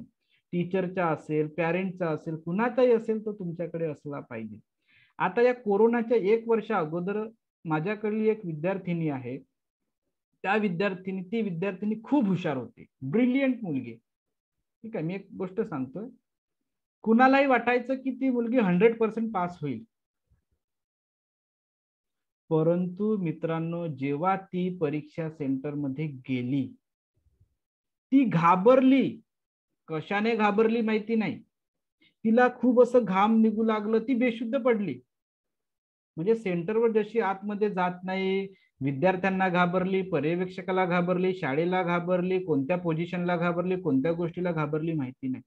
लगेच परीक्षेला आतमध्ये 15 मिनिट होत नाही तर शिक्षकांना फोन आला की तुमच्या शाळेतील विद्यार्थिनीची अशी अशी प्रकृती खराब झालेली आहे, कृपया लवकर या. मुलीला दवाखान्यात न्यावं लागलं, काही वेळ बसावं लागलं. ओके, आणि तिचा पेपर हा त्या ठिकाणी अर्धा पाऊण 1 तास खराब झाला आणि तिचा पेपर गेला मित्रांनो, क्षणात वेळ गेला. जी विद्यार्थी 100% लागणार होती ती विद्यार्थिनी तिथं लागली नाही, पण तीच विद्यार्थिनी स्कॉलरशिप मध्ये टॉप आली. कळत मी काय बोलतो? तर याचा अर्थ असा की घाबरायचं नाही. आलं का लक्षात? कोणत्याही गोष्टीला, म्हणून तुमच्याकडे फोन नंबर असू द्या, ह्या गोष्टी त्या गोष्टी असू द्या, आणि आपल्या जवळ थोडे मोठे जवळपास 5, 10, 15, 20 रुपये पैसे पण असू द्या, कदाचित तुमचे पालक यायला उशीर झाले असतील, काही झाले असतील, ह्या छोट्या छोट्या गोष्टी असल्या पाहिजेत. ओके, म्हणजे आणि जर एखादा कोणी बिमार व्यक्ती असेल, बिमार मुलगी असेल, जो रोगी असेल, ज्याला काहीतरी नेहमी औषधांची गरज वगैरे आहे, तर आपल्या सगळ्या साहित्यासहित हे नियोजन पहिल्यांदाच तुम्हाला करायचं आहे मित्रांनो. समजलं? इथपर्यंतच्या संपूर्ण गोष्टी मित्रांनो तुम्हाला करायचं आहे. परीक्षेच्या पूर्वीच्या दिवशी सांगितलं मी, परीक्षेच्या पूर्वीच्या दिवशी 1 दिवसाच्या ह्या गोष्टी आहेत नियोजनाच्या, संपूर्ण केल्या पाहिजेत. वेळेवर धांदल होता कामा नये, वेळेवर गडबड होता कामा नये, म्हणून ह्या पूर्ण गोष्टी पहिलेच करायच्या. जसं 15 ऑगस्टला, 26 जानेवारीला कशी तयारी करतो आपण, त्याच पद्धतीची तयारी तुमची असली पाहिजे. असं समजायचं की आपला झेंडा वंदनासाठी जायचं आहे, या पद्धतीने नियोजन तुम्हाला करायचं आहे. ओके मित्रांनो, हे झालं तुमच्या परीक्षेच्या पूर्वीच्या गोष्टी. आता परीक्षेच्या दिवशीच्या गोष्टी तुम्हाला काय करायचं आहे ते सगळ्यात महत्वाचं पुन्हा सांगतोय. दुसरं टॉपिक आहे आपलं. कुणाला असं वाटतंय का मित्रांनो की खूप जास्त वेळ होईल? काही गोष्टी नाही, डोक्यावर कोणतं टेन्शन नाही, कोणतंही बर्डन नाही, अतिशय फ्रेश पद्धतीने उठायचं, छानपैकी झोप होऊ द्यायची. ओके, परीक्षेच्या दिवशी. ओके, आता या परीक्षेच्या दिवशी तुम्हाला काय काय करायचं आहे? नंबर 1, परीक्षेच्या दिवशी जेवढ्या कोणत्याही परीक्षेच्या पूर्वीच्या ज्या मी गोष्टी सांगितल्या याच्या अगोदरच्या, त्या गोष्टी अगदी अप टू डेट असल्या पाहिजे. तुमचे शूज, तुमचे सॉक्स, तुमचे कपडे, तुमचा टाय, तुमचा बेल्ट, ह्या त्या सगळ्या गोष्टी. असं समजायचं झेंडा वंदनासाठी आपण चाललो, 15 ऑगस्ट, 26 जानेवारी, अशा पद्धतीने तयारी करायची. ह्या संपूर्ण गोष्टी झाल्या पाहिजे. नंबर 2, वेळेवर तुम्हाला जायचं आहे. तुमचे मम्मी पप्पा तुम्हाला सोडून देतील, कोणीतरी सोडून देतील आणि तुम्हाला सेंटरवर नेऊन देतील. ओके, आता सेंटरवर गेल्याबरोबर कोणत्या गोष्टी करायच्या आहेत? सेंटरचं अवलोकन करायचं आहे. सेंटरमध्ये प्रवेश केला, तुम्हाला ऍडमिट कार्ड भेटलं, ऍडमिट कार्ड वरून पहिल्यांदा रोल नंबर चेक करून घ्यायचं की माझा रोल नंबर कुठं आहे. ओके, खोली क्रमांक लिहून घ्यायचं की माझ्या खोलीमध्ये, माझ्या क्रमांकावर हा रोल नंबरवर माझा या खोलीमध्ये नंबर आहे. ओके, आणि ते झाल्यानंतर तुम्हाला काय काय करायचं आहे मित्रांनो? ओके, सेंटरवर गेल्याबरोबर रोल नंबर मिळालं. ओके, कधी कधी काय होतं, गेल्याबरोबर रूम ओपन होत नाही, त्याच्यामुळे तुमच्याकडे वेळ असतो. तर त्या वेळेमध्ये मित्रांनो तुम्हाला काय करायचं आहे? त्या वेळेमध्ये मित्रांनो तुम्हाला काय करायचं लक्षात घ्या. सगळ्यात प्रथम त्या सेंटरचं बाथरूम कुठं आहे हे बघून घ्यायचं, विचारून घ्यायचं कुणाला तरी. तुमची रूम कुठं आहे हे विचारून घ्यायचं मित्रांनो. तुमचा रोल नंबर कोणत्या खोलीमध्ये आहे ते विचारून घ्यायचं, चेक करून घ्यायचं. तुम्हाला रोल नंबर मिळाला का हे चेक करून घ्यायचं. समजलं? सेंटर अवलोकन म्हणजे काय? सेंटरचं बाथरूम कुठं आहे, जिथं तुम्ही 1 नंबरला जाणार आहात, 2 नंबरला जाणार आहात, जर प्रसंगानुसार लागलं तर. असं होता कामा नये की तुम्ही या गोष्टीकडे लक्षच दिलं नाही आणि तुम्हाला समजा 1 नंबर लागला आणि तुम्ही सेंटरच्या बाहेर निघला आणि फिरतात कुठं आहे कुठं आहे कुठं आहे. समजा शाळा खूप मोठ्या असतील, समजा जर शाळा खूप दूर दूर असतील किंवा एखादं, तर या ठिकाणी तुमचा वेळ खर्च होऊ शकतो. म्हणून ह्या गोष्टीची पण थोडीशी कल्पना करून घ्यायची सेंटरमध्ये गेल्या बरोबर. ओके. त्याच्यानंतर समजा जेव्हा कधी पण तुमचं या ठिकाणी रूम ओपन झाली असेल, आतमध्ये गेलं तर तुमचा रोल नंबर तोच आहे का चेक करा, तीच खोली आहे का बघा. असेही काही विद्यार्थी असतात की एका एका आकड्याने, एका एका नंबरने त्यांचा रोल नंबर चुकतो. जसा काय असतं, रोल नंबरच्या समोर कधी कधी तुमचं लेटर असतो, ABCD XYZ लेटर असतात. कधी कधी एक्स वाला पोरगा एन मध्ये जाऊन बसून जातो, नंबर तोच राहतो, फक्त त्याचा नंबर बदललेला असतो. आणि मग पेपरचा जेव्हा इन्व्हिजिलेटर येतं, जेव्हा पेपर देतं, तो म्हणतो अरे बाळा हा तर तुझा नंबर नाही आहे. मग अशा वेळी धांदल होते. म्हणून मित्रांनो, तुमचा आयडी कार्ड, बेंचवरील लिहिलेला रोल नंबर, फळ्यावर लिहिलेला रोल नंबर चेक करून घ्यायचा हाच आहे का. ठीक आहे. ते झाल्यानंतर तुम्ही तुमच्या बेंचवर बसा, बघा तुमच्या डेस्कचं अवलोकन करा, तुमचं डेस्क बरोबर आहे का, त्याची अरेंजमेंट बरोबर आहे का, त्याचे पाय बरोबर आहेत का, हलत तर नाही ना. तुम्ही जिथं बसता डेस्क बेंच त्याला चेक करा, तो तर हलतोय का नाही हलत. ओके. तुटला आहे का कुठून, तुम्ही कम्फर्टेबल आहात का बसायला, की बेंच खूप लहान होतोय किंवा टेबल खूप मोठा होतोय, ह्या सगळ्या गोष्टी चेक करून घ्यायचं. कधी कधी काय होतं, मुलाच्या हाईटनुसार कधी कधी डेस्क बेंचेस खूप मोठे असतात, कधी कधी खूप लहान असतं, त्या पोराला त्रास होतो, पण तो सांगू शकत नाही सेंटरमध्ये की इन्व्हिजिलेटरला किंवा कुणाला, नवीन असतं ना सगळ्या गोष्टी. पालकांना पण सूचना आहे की आतमध्ये जेव्हा नेतात तेव्हा त्यांना ह्या गोष्टी बघा. ओके. असं होते, भरपूरदा होतं. मग मुलं म्हणतात पप्पा, मग पप्पा राहत नाही, मम्मी राहत नाही, मग त्यांना लक्षात येते की माझा बेंच हलतोय. ते पर्यवेक्षकाला सांगत नाही, घाबरतात आणि मग त्या हललेल्या बेंचवर लिहिण्याचा प्रयत्न करतात, अनकम्फर्टेबल होतात आणि पेपर खराब जातो. ह्या छोट्या छोट्या गोष्टी आहेत. तर ह्या पण गोष्टी मित्रांनो तुम्ही करा. ओके. आता तुम्ही कुठे गेले, सेंटरमध्ये गेले, रूम मध्ये गेले, सगळ्या गोष्टी बघितल्या. आता तुम्हाला अर्ध्या तासाच्या अगोदर सेंटरच्या खोलीमध्ये जिथं तुमचा पेपर देणार आहे त्या ठिकाणी तुम्हाला बसवलं जाईल. आता बसवल्यानंतर मित्रांनो, सगळ्यात पहिल्यांदा तुम्ही एंट्री केली, आता तुमच्याकडे वेळ आहे, तुम्ही बसले कुठं, सेंटरच्या खोलीमध्ये. जेव्हा तुम्ही एक्झाम रूम मध्ये एंट्री केले, बसले, सगळं चेक केलं, तेव्हा घाबरून जायचं नाही, कारण की मुलं हे वेगवेगळ्या गावाचे राहतील, वेगवेगळ्या परिसरातले राहतील. शाळा वेगळी, परिसर वेगळं, मुलं वेगळे, बेंच वेगळे, डेस्क वेगळे, कुठं फॅन असेल कुठं नसेल, कुठं लाईट असेल कुठं लाईट नसेल. ओके. तिथं येणारे पर्यवेक्षक कसे असतात कसे नसतात, म्हातारे असतात, स्मार्ट असतात, स्त्री असते, पुरुष असतात, चिडचिडे असतात, रागीट स्वभावाचे असतात, गोड स्वभावाचे असतात, कुणी कुणी आल्याबरोबर रागवतात. तर ह्या ज्या गोष्टी असतात, असं बस तसं बस, सरळ बसा रे, तर कुणी कुणी लहान विद्यार्थी असल्यामुळे काय होतं, घाबरून जाता तुम्ही. तर ह्या गोष्टींची भीती ठेवायची नाही. जो कोण नाही इन्व्हिजिलेटर असेल त्या ठिकाणी तो तुमच्या फायद्यासाठी, तुमच्या योग्य कामासाठी आलेला असतो, म्हणून कुणीही घाबरून जायचं नाही, भीती ठेवायची नाही पर्यवेक्षकाची. ओके. आणि जेवढे काही साहित्य नेले तुम्ही, तुमची वॉच, पेन, पेन्सिल, लमकं सगळं बाहेर काढून ठेवून द्यायचं. ओके. व्यवस्थित अप टू डेट त्या ठिकाणी ठेवायचं मित्रांनो. ओके. आणि तुम्हाला इन्व्हिजिलेटर जसं जसं सूचना सांगेल त्या त्या पद्धतीने फिलअप करायच्या सगळ्या गोष्टी. ओके. आपण कुठं आहोत आता, परीक्षेच्या स्टार्टिंग होण्याच्या अर्धा तासा पहिल्याच्या गोष्टी आहेत. ओके. इन्व्हिजिलेटर आलेले आहेत, ते तुम्हाला सूचना देतील, तसं तसं करा, सगळ्या गोष्टी तशा तसा फॉलोअप घ्या, सगळ्या गोष्टी करा, जे जे सूचना सांगतील. घाबरायचं नाही, काही करायचं नाही, भीती निर्माण करायची नाही मनामध्ये, फ्री राहायचं. असं समजायचं आपली शाळा आहे, याच्या त्याच्या भानगडीत पडायचं नाही, याच्याशी बोलतो त्याच्याशी बोलतो, हाय हॅलो बाय बफेलो कोणाशी करायचं नाही. ओके. सगळ्या सूचना दिल्या राहतात, त्या मार्कशीटवर तुम्हाला मिळते, आन्सर शीट मिळतं, आन्सर शीट मिळतं तुम्हाला, तुम्हाला क्वेश्चन पेपर मिळतं, त्याच्यावर सगळ्या सूचना दिल्या असतात. तिथं वेळ घालवा, त्याला वाचा मित्रांनो. आणि पर्यवेक्षक सांगितल्याशिवाय किंवा पर्यवेक्षकाने जसं म्हटलं त्याच्याशिवाय जास्तीचं शहाणपणा मित्रांनो या ठिकाणी करायचं नाही. ओके.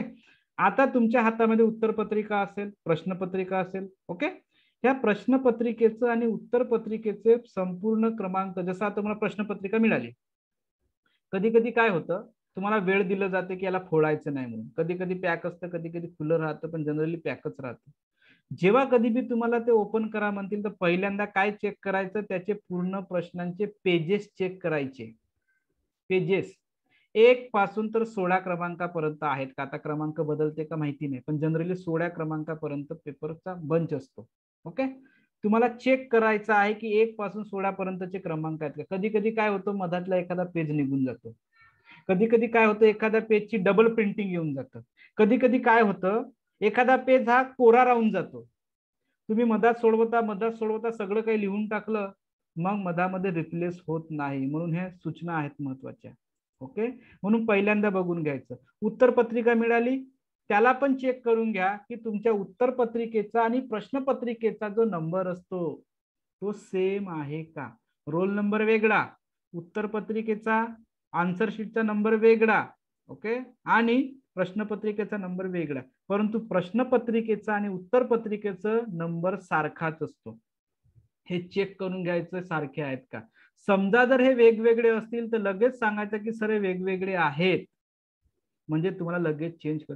तुम्ही समजा पूर्ण फिलअप केलं, सगळं झालं ना, जर सांगितलं तर ते ऍक्सेप्ट होत नाही मित्रांनो. म्हणून ह्या गोष्टी बरोबर बघा, कुठं कोरं आहे का, कुठं सुटलेलं आहे का, कुठं एखादं पिन निघली आहे का, कुठं एखादा प्रश्नाचा डबल प्रिंटेड झाला आहे का, ह्या गोष्टी सगळ्यांनी चेक करायचं. ओके, तुम्हाला 16 पेजेस असतील, 16 पेजेस, आणि सगळ्यात शेवटचा जो पेज असतो 16, त्याच्यावर तुम्हाला रफ काम करायचं असतं. ओके, आता या बदलतात माहित नाही, ह्या सगळ्या गोष्टी जुन्या आहेत त्याच्या हिशोबाने सांगतोय मी. ओके, 16 नंबरच्या पेजेसवर तुम्हाला रफ काम करायचं आहे. रफ काम म्हणजे बेरीज, वजाबाकी, गुणाकार, भागाकार, काय काय करायचं आहे करू शकता.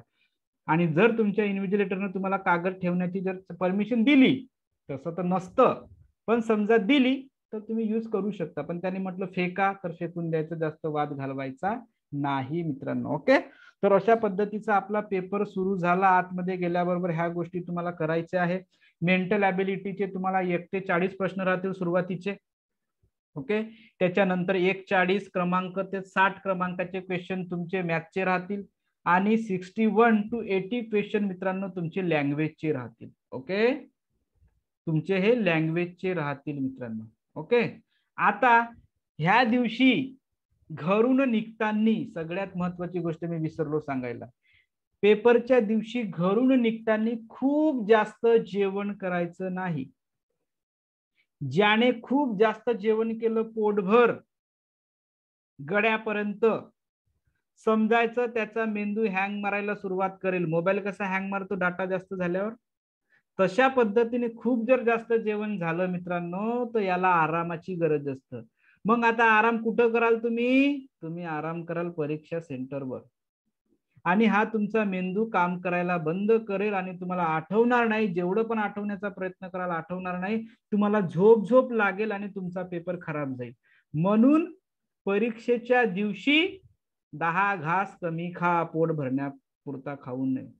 योग्य खा आणि कमी जेवण करा. ओके, वाटल्यास पेपर झाल्यानंतर पुन्हा पोटभर जेवायचं ते चालेल, पोटभर नंतर जेवण करा, परंतु परीक्षेच्या पहिले खूप जास्त जेवण करायचं नाही, म्हणजे माइंड फ्रेश राहायला पाहिजे. ओके, मीडियम मध्ये जेवण करायचं. त्याच्यानंतर जेणेकरून याच्या 2 गोष्टी आहेत. कमी जर जेवलं तर नंबर 2 चा प्रॉब्लेम तुमचा येणार नाही. नंबर 2, तुमचा मेंदू पण तुमचा फ्रेश राहील आणि तुम्हाला सगळ्या गोष्टी व्यवस्थित आठवेल. परंतु उपाशी पण राहू नये. उपाशी जरी राहिलं तरी तुम्हाला प्रॉब्लेम क्रिएट होतील.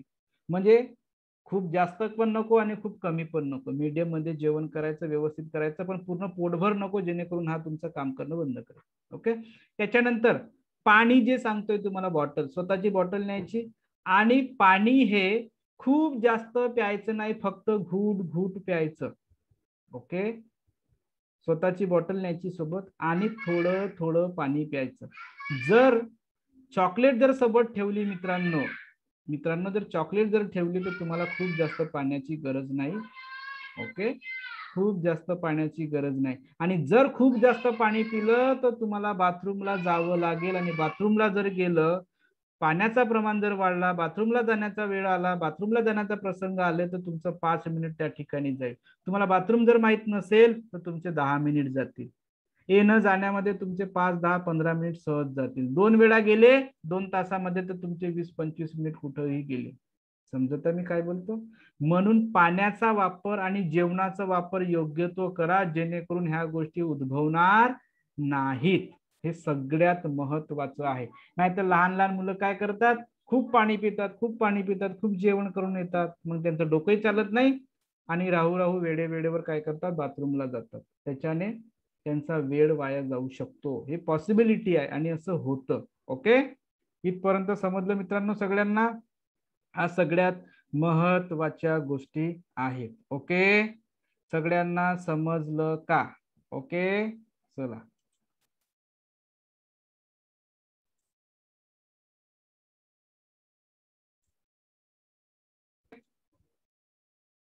चला आता आपला पेपर स्टार्ट होतोय. ओके, आता तुमचा पेपर स्टार्ट झाला मित्रांनो.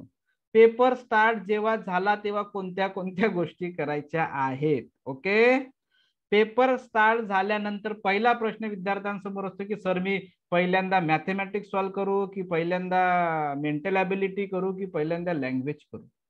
हे तुम्ही ठरवा मित्रांनो, हे माझ्यावर डिपेंड नाहीये. आणि जनरली मी कोणत्याही विद्यार्थ्यांना सांगणार की पहिल्यांदा सिरियसली सोडवा, क्रमवार सोडवा, काही हरकत नाही. वेळ सगळ्यांना सारखाच लागणार आहे. तुमचा अभ्यास झाला असेल तर तुम्ही करणारच 100% आहे. आणि ज्याचा अभ्यासच नाही झाला तोही 100% करणार आहे, तो 10 मिनिटात पूर्ण उत्तर सोडवून टाकणार आहे. त्याच्यामुळे तो इश्यू नाही कुठून सोडवता काय. पण तुम्ही सोडवत जरी असाल त्याचा इफेक्ट तुमच्या उत्तरपत्रिकेवर पडता कामा नये की तुम्ही 50 नंबरचं उदाहरण सोडवलं ना त्याचं उत्तर तुम्ही समजा 70 नंबरवर सर्कल करत असाल तर हे कन्फ्युज होता कामा नये. तुमची मेंटली तुम्ही प्रिपेअर असले पाहिजे की इथं काय सोडवता आणि तिथं काय करता. ओके, त्याच्यामुळे तुम्ही कुठूनही सुरुवात करू शकता, हे तुम्ही तुमचं ठरवा. मी वैयक्तिक कुणालाही प्रिफर करतो की जर चांगल्याने व्यवस्थित सगळ्या गोष्टी व्हायला पाहिजे तर क्रमवारच सोडवा. आता तुम्ही ठरवा. भरपूर असे विद्यार्थी असतात की काही काही त्यांची स्ट्रॅटर्जी वेगळी असतात. कोणी वेगळ्या ठिकाणी क्लासेस लावतात, कोणते शिक्षक काही सांगतात, कोणते शिक्षक काही सांगतात. हे माझं वैयक्तिक मत आहे. ओके, आणि प्रत्येक व्यक्ती प्रत्येक मुलगा हा आपापल्या परीने वेगवेगळ्या पद्धतीने ब्रिलियन्सी मध्ये वेगवेगळा असतो. त्याच्यामुळे तुम्ही स्वतःचं नियोजन करा. ओके, चला आपली परीक्षा स्टार्ट झाली, पेपर सुरुवात केलं. आता अशा टायमामध्ये मित्रांनो कुणीही कुणाशी बोलायचं नाही. मग मला पेन दे रे दादा, मला पेन्सिल दे रे, मला स्केल दे रे, ह्या गोष्टी कुणीही करायचं नाही. एकतर कोरोना सुरू आहे आणि असाही करायचं नाही ज्याच्यामध्ये तुमचा वेळ जाईल. मग हा आजूचा बाजूचा माझा मित्र आहे, हा माझ्या घराजवळचा आहे, हा माझा चांगला पक्का आहे, तर मग मी याला एक क्वेश्चन दाखवतो, मी त्याला विचारतो. ह्या गोष्टी ज्यानं केलं त्याचा भरपूर सारा वेळ वेस्ट गेला असं समजा. ह्या कोणत्याही गोष्टी करायच्या नाहीत, बघायचं नाही, विचारायचं नाही, बोलायचं नाही. महत्वाचं पाणी पण खूप जास्त प्यायचं नाही. एखादी चॉकलेट तुम्ही ठेवू शकता.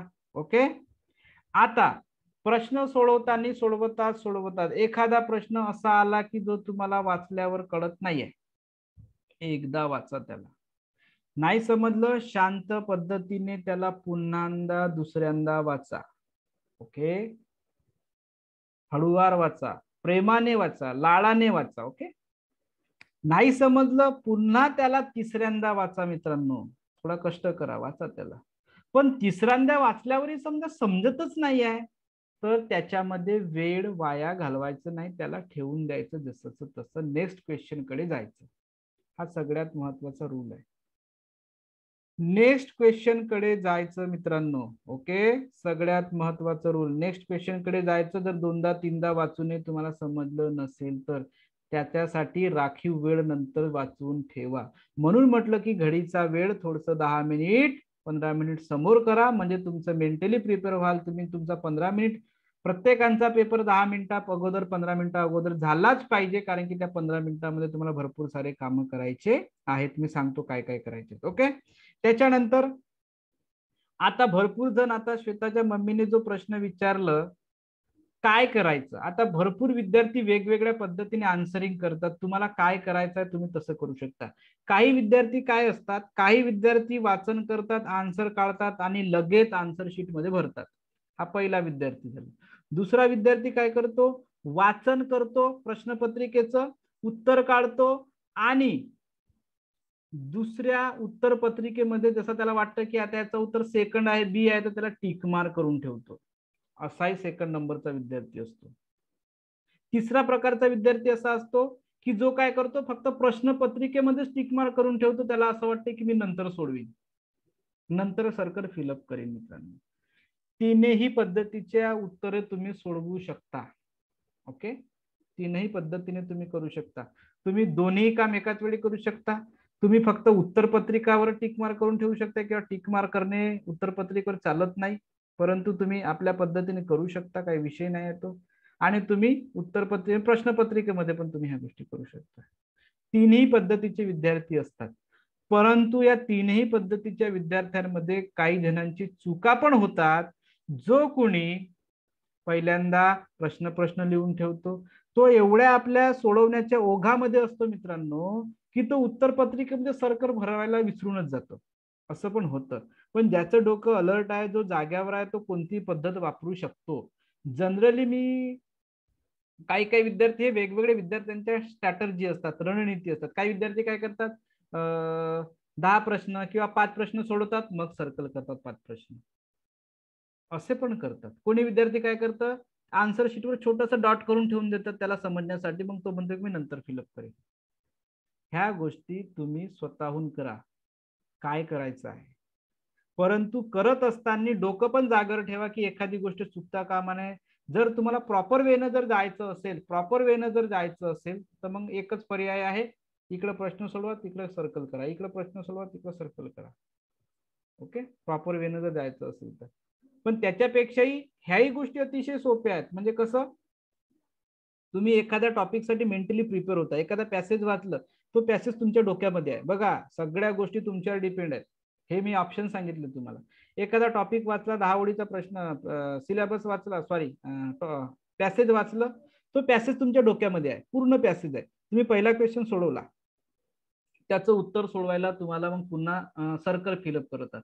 सर्कल फिलअप करताना तुमचा मेंदू किंवा तुमची मेंटॅलिटी त्या सर्कलकडे गेली, थोड्या वेळासाठी तिकडे गेली. ओके, मग पुन्हा इकडे क्वेश्चन कडे येतात, तुमची मेंटॅलिटी पुन्हा क्वेश्चन कडे येईल.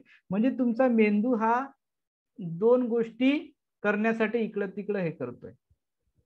समजा तुम्ही काय केलं की पॅसेज वाचल्याबरोबर मी पूर्ण 5चे प्रश्नाची उत्तरे मी पहिल्यांदा टिक मार्क करतो आणि मग सर्कल करतो. हा अतिशय बेस्ट काय म्हणून त्याला उपाय आहे, तरीका आहे. ओके, अशाही पद्धतीने तुम्ही करू शकता मित्रांनो. परंतु असं होता कामा नये, असं तर कुणीच करायचं नाही की मी पहिल्यांदा पूर्ण 20-25 प्रश्न सोडवतो आणि मग सर्कल फिलअप करतो. असं कुणीही करायचं नाही. 5-5 करू शकता, 4-4, 2-2, 5-5 असे करू शकता. किंवा मग साधा उपाय, एक करणे इकडं, त्याला सर्कल करणे, उत्तर खोडणे, सर्कल करणे, असंही करू शकता. किंवा 5-5चा गटही करू शकता. तुम्ही तुमच्या पद्धतीने कसं करतात ते बघा. आता ह्या गोष्टी का बरं मी सांगतो तुमच्या पद्धतीने करा, कारण की कुणाची सर्कल भरण्याची प्रॅक्टिस जास्त राहू शकते, कुणाची कमी राहू शकते, कुणाचा सराव जास्त राहू शकतो. ओके, कुणाची मेंटॅलिटी वेगळी राहू शकतो, कुणाची वेगळी राहू शकते. म्हणून हे तुम्ही ठरवा की मला कशा पद्धतीने करायचं आहे. पण कोणत्या पद्धतीने करायचं नाही की मी पहिल्यांदा पूर्ण प्रश्न बघतो 10, 12, 15 आणि मग आरामाने सर्कल करत बसतो, असं करायचं नाही. कधी कधी काय होतं, कसा वेळ चालला जातो हे तुम्हाला समजतच नाही ना, तुमचे क्वेश्चन फिलअप करायचे राहून जातात. मग तुमच्याकडे शेवट 10-15 मिनिट राहतात, तुम्हाला वाटतं अरे बापरे 50 सर्कल फिलअप करायचे आहेत मला. मग 50 सर्कल फिलअप करताना घाईघाईने करता. एक सोडवलं तुम्ही सगळेच, पण तुमच्याकडे सर्कल फिलअप करायला प्रॉपर वेळ राहत नाही. म्हणून जेव्हाचं तेव्हा जर केलं तर अतिशय बेस्ट आहे. समजलं मित्रांनो, हे सगळ्यात महत्वाच्या गोष्टी मी तुम्हाला सांगतोय. तुमची घड्याळ समोर करून ठेवा, जेणेकरून तुमचा 10 मिनिट पहिले पेपर झाला पाहिजे, 15 मिनिट पहिले पेपर झालं पाहिजे. कशासाठी, तर या 15 मिनिटामध्ये तुम्हाला बघायचं आहे की माझा कोणता क्वेश्चन सुटला, कोणता क्वेश्चन मला जमलं नाही, कोणते सर्कल बरोबर फिलअप केलेले नाही, कोणत्या गोष्टी मला आल्या नाही, किंवा कोणता प्रश्न मला येऊ शकतो. ओके, परंतु कोणताही प्रश्न असा ठेवायचा नाही की ज्याचं उत्तर तुम्ही लिहिणार नाही. प्रत्येकाचं उत्तर मित्रांनो तुम्हाला सॉल्व्ह करायचं आहे. अनुष्का ढवळे, प्रत्येकाचं उत्तर तुम्हाला सॉल्व्ह करायचं आहे, लिहायचंच आहे. त्याला टोले मारले तरी चालतील, परंतु लिहा. परंतु टोले कधी मारायचे, आता काही प्रश्न असे असतात की कन्फ्युजन मध्ये असतात. 4 पैकी ऑप्शन निवडायचे मित्रांनो. एखादा प्रश्न तुम्हाला समजलंच नाही समजा, किंवा त्या प्रश्नाचा 5% भाग समजला, 10% समजला, किंवा अर्धा प्रश्न समजला, बाकीचं कळतच नाही. अशा वेळी ऑप्शन कडे जायचं. मी याच्या अगोदर पण सांगितलं तुम्हाला की एखादा जर हार्ड क्वेश्चन असेल तर त्याचं उत्तर, त्याचा आन्सर त्याचं ऑप्शन मध्ये असतो जनरली. ओके, ऑप्शन मध्ये उत्तर असतं. तर ऑप्शन मधून 4 पर्याय दिले तर अंदाजी टोले 4 पैकी नाही मारायचे, कधीच नाही मारायचे. जर वेळ नसेल, तुमच्याकडे एकही वेळ उरला नाही, तर तुम्ही अंदाजी 4 पैकी कोणतेही डोळे बंद करून मारू शकता. परंतु तुमच्याकडे वेळ आहे, परंतु तुमच्याकडे मित्रांनो समजा वेळ आहे, ओके, तुमच्याकडे समजा वेळ असेल तर काय करायचं, 4 पैकी एक ऑप्शन कॅन्सल करत न्यायचं. हा तिसरा जमेल का, नाही येणार नाही का, तिसरा कॅन्सल करून टाकू. ओके, हा तर येणारच नाही, असं येऊच शकत नाही. ओके, हा मग दुसराही जमतं, हाही कॅन्सल करून टाकू. मग या दोघांपैकी कन्फ्युजन आहे, तर दोघांपैकी अंदाजे टोले मारायचे. ओके, टोले समजतं ना, दोघांपैकी अंदाजे मारायचे, पण 4 पैकी पण अंदाजे मारायचे नाही. टोले मारताना दोघांपैकी एक पर्याय कमी करत नाही, त्याच्यानंतर त्याला टोले मारा, परंतु त्याला पहिल्यांदा वेळ द्या. तर ह्या गोष्टीसाठी करण्यासाठी तुम्हाला ऑलरेडी 10 मिनिट 15 मिनिट तुमच्याकडे हातात असले पाहिजे. या हिशोबाने तुमचा पेपरचा टायमिंग सेट करायचा. ओके, एवढ्या गोष्टी समजल्या मित्रांनो, आलं का लक्षात? त्याच्यानंतर सगळेचे सगळे टॉपिक सोडवायचे आहेत, सगळेचे सगळे पार्ट सोडवायचे आहे. कोणताही क्वेश्चन तुमचा सुटता कामा नये. अंदाजी मारा, टोले मारा, काही करा, परंतु सोडवा. आणि जनरली जे प्रॉपर सोडवतात तेच उत्तर सोडवा. याच्या अगोदर मी तुम्हाला भरपूर उदाहरण सांगितले. मागच्या वर्षीचे मुलांचे 10 क्वेश्चन सुटले होते, परंतु ते परीक्षेला लागले. याचा कारण असं की त्यांनी जे सोडवले ते परफेक्ट होते.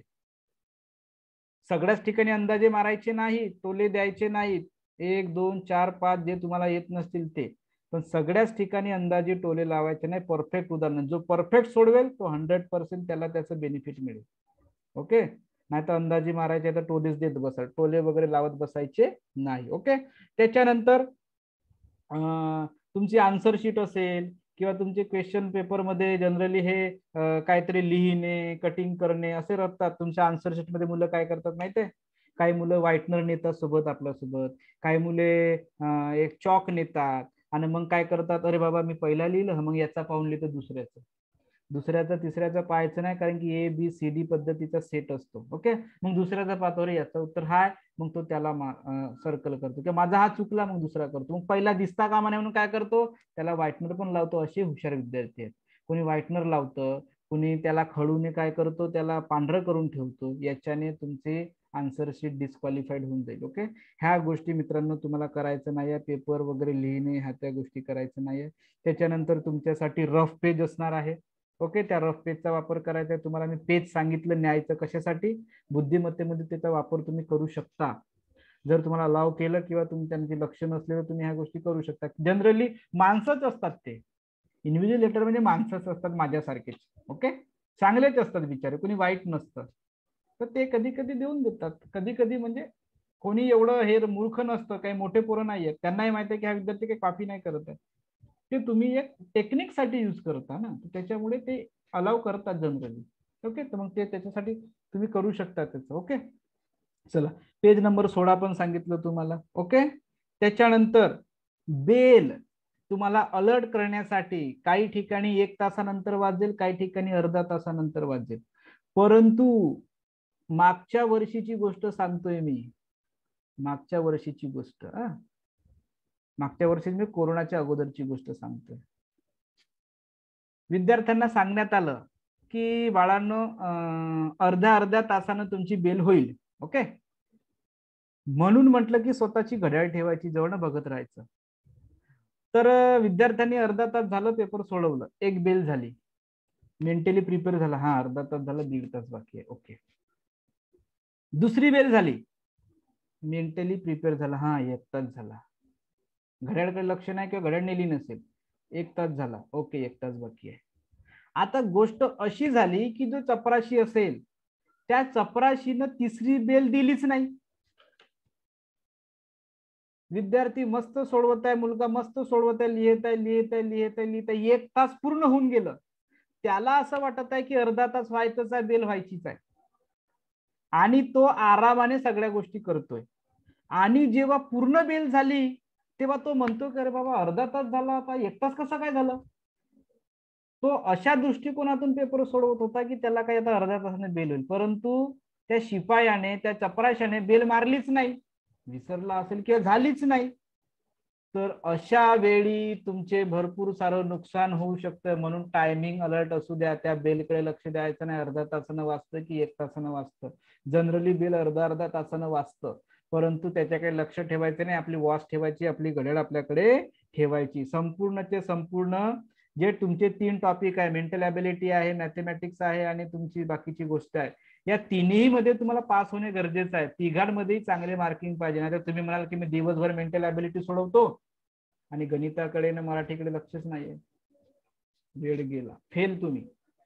तिन्ही याच्यामध्ये तुम्हाला प्रॉपर पास व्हायचं आहे. तिन्ही पद्धतीमध्ये तुम्हाला पेपर सोडवायचा आहे मित्रांनो. आणि अंदाजे टोले मारले तरी चालेल, परंतु त्याला लिहा, त्याला सॉल्व्ह करा. एकही क्वेश्चन कोरा सोडायचं नाही, कारण निगेटिव्ह मार्किंग नसतं. निगेटिव्ह मार्किंग म्हणजे चुकलं तर तुमचा मार्क कटत नाही.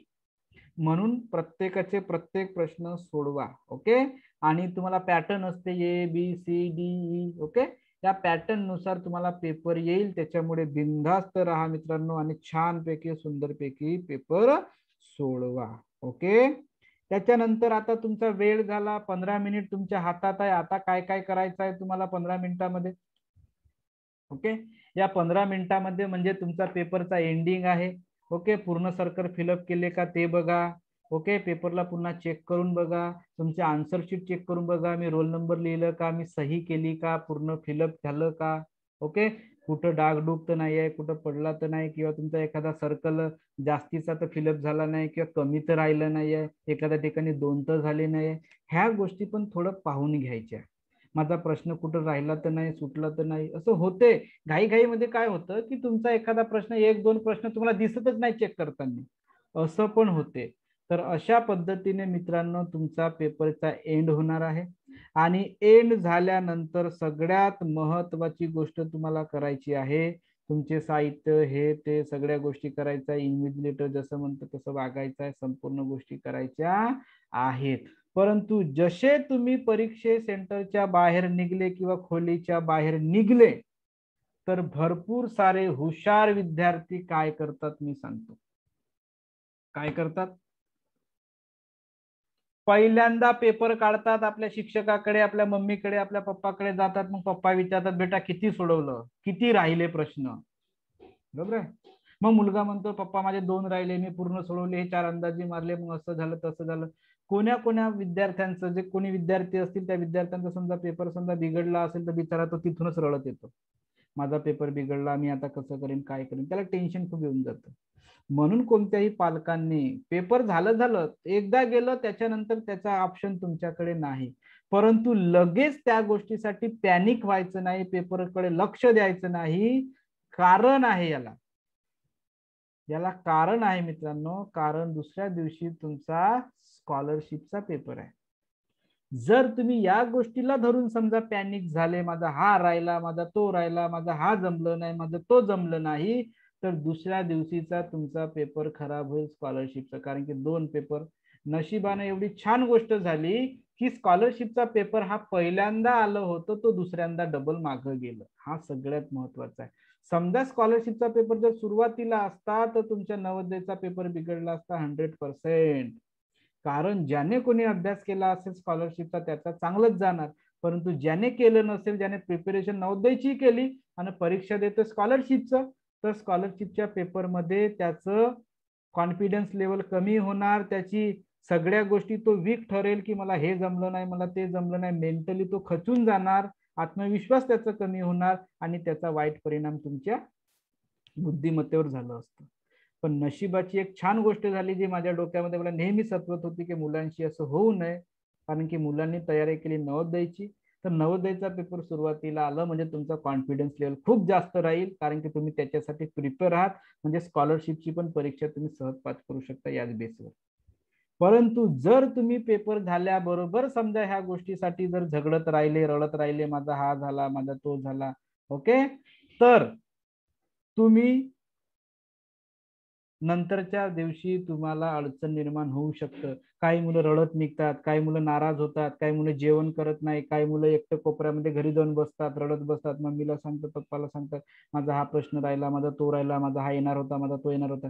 काही मम्मी पप्पा असे असतात की पोराच्या मागे लगेच लागून जातात, किती बरोबर आहे तरी किती चुकले रे, तू लागशील करे, हा तुझा हात चुकला, तुझा तो चुकला, किती मिळणार तुला, सांग मला, मला चेक करू दे. मग आपणच प्रश्नांची उत्तरे सोडवायला सुरुवात करतात. असे भरपूर आई वडील असतात. आपणच प्रश्नांची उत्तरे सोडवायला सुरुवात करतात आणि पोरांचे मार्किंग चेक करतात. करा, परंतु कधी करा, थोडस उशिरा करा, 1 2 3 दिवसानंतर करा, कारण नंतर लगेच पेपर आहे त्याचा. ओके, जर पेपर नसता तर तुम्ही ह्या गोष्टी लगेच करू शकल्या असता, परंतु स्कॉलरशिपच्या नंतर लगेच नवोदयचा पेपर आहे, त्याच्यामुळे ह्या गोष्टी टाळा मित्रांनो. ओके, आणि परीक्षेच्या नंतर लगेच फ्री राहा, असं समजा जे काही होणार आहे ते सगळं योग्य होणार आहे, चांगलं होणार आहे, बेस्ट होणार आहे. सगळं टोटल रिलॅक्सेशन मध्ये राहा, रिलॅक्स राहा, विचार करायचा नाही माझा पेपर कसा गेला, काय गेला, काही नाही काही नाही. आणि जेवढ्या गोष्टी जुन्या मी सांगितल्या, जेवढ्या गोष्टी तुम्ही फॉलोअप केल्या, त्याच गोष्टी तुम्हाला पुन्हा कुठं यूज करायच्या आहेत, स्कॉलरशिपच्या पेपरमध्ये पण यूज करायचं आहे मित्रांनो. अशा पद्धतीने हे संपूर्ण मार्गदर्शन आपलं या ठिकाणी झालेलं आहे. फ्री तुम्हाला राहायचं आहे.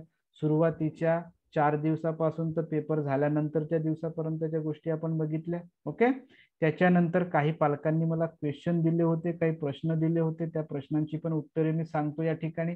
आणि याच्यानंतर तुम्हाला जर पुन्हा काही क्वेश्चन असतील तर तुम्ही या ठिकाणी टाईप करा, मी उत्तर देतो. कधी देतो? या Q&A क्वेश्चन झाल्यानंतर याचे उत्तर देतो, त्याच्यानंतर मी. ठीक आहे, तुम्ही मला प्रश्न टाईप करून सांगा. ओके, 6 महिने विचारलं पेपरवर टिक केलं तर चालेल का? ओके, सांगतो.